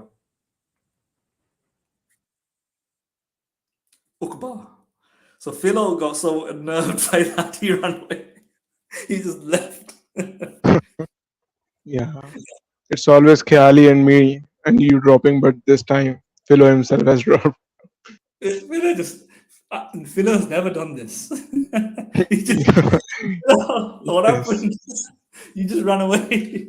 Yeah, I thought I couldn't find a better way to end that conversation. Yeah. Yeah, I had to do that, I think. But All right, let's close the stream. It's been long because that was extending way beyond, yeah. But anyway, Ugba, you want to add something for closing? No, I would just say that it was a nice discussion with him. I think everything was going fine until you asked him about the age of Earth. But I think, yeah, I think we can have a nice conversation with him, but we need time. Basically, that's the thing. I mean, yes, if we yes, yes. just I dive mean, into one argument, it would have taken another hour or so for us. no, he seems actually like a nice guy. He's sincere. Yeah, For example, yeah, he conceded some points about religious experience. right. He's Yeah, but he's. so I mean, he considered some points, but he's still adamant, basically. yeah. I mean, it will be interesting to have him. Yeah, Come sure. anyway, Yeah. some let's more finish discussions. the All right, fun part. everybody who's been with us so far, Bilal and Khao. I don't know who's this. Who's somebody's shouting basically. Ibn Masood is there. 13 and above is there. Shroud of Turin is fake, a fraud. So many comments that we haven't gone through today, right? I think we'll let that be, and straight away Or we just drop read out of this. this thing. Huh? I'm gonna read this out loud. No, I'm just joking. I'm not recording. That weird guy in your class. What's he writing? Be chilling. But chilling, science is a methodology. It's a tool we use. Saying science is a religion will just make you look stupid. I don't know who said that. Science is a religion. Nobody said that. All right, guys. So thank you everybody for joining. And before we depart, I think let me do the farewell ritual basically. And this is our farewell ritual, basically. If you like our content, please support us on Patreon. It's patreon.com/Philo Sapiens. And buy me what I'm going to do is I'm going to remove the banner so that you can see it there. And buy me a coffee, buymeacoffee.com/Philo Sapiens. You can support us there. You can support us through super chats. You can support us by becoming members. You can support us in many ways. You can support us by commenting, spreading the word, spreading our channel, spreading our videos, and any which way you can think of supporting us by listening to us en masse is also one way to do that. So with that, I bid adieu to all the audience, and thanks to my co-hosts Khyali, Maden, and Ugba. Thank you guys. See you guys in the next stream. Bye-bye. Bye bye.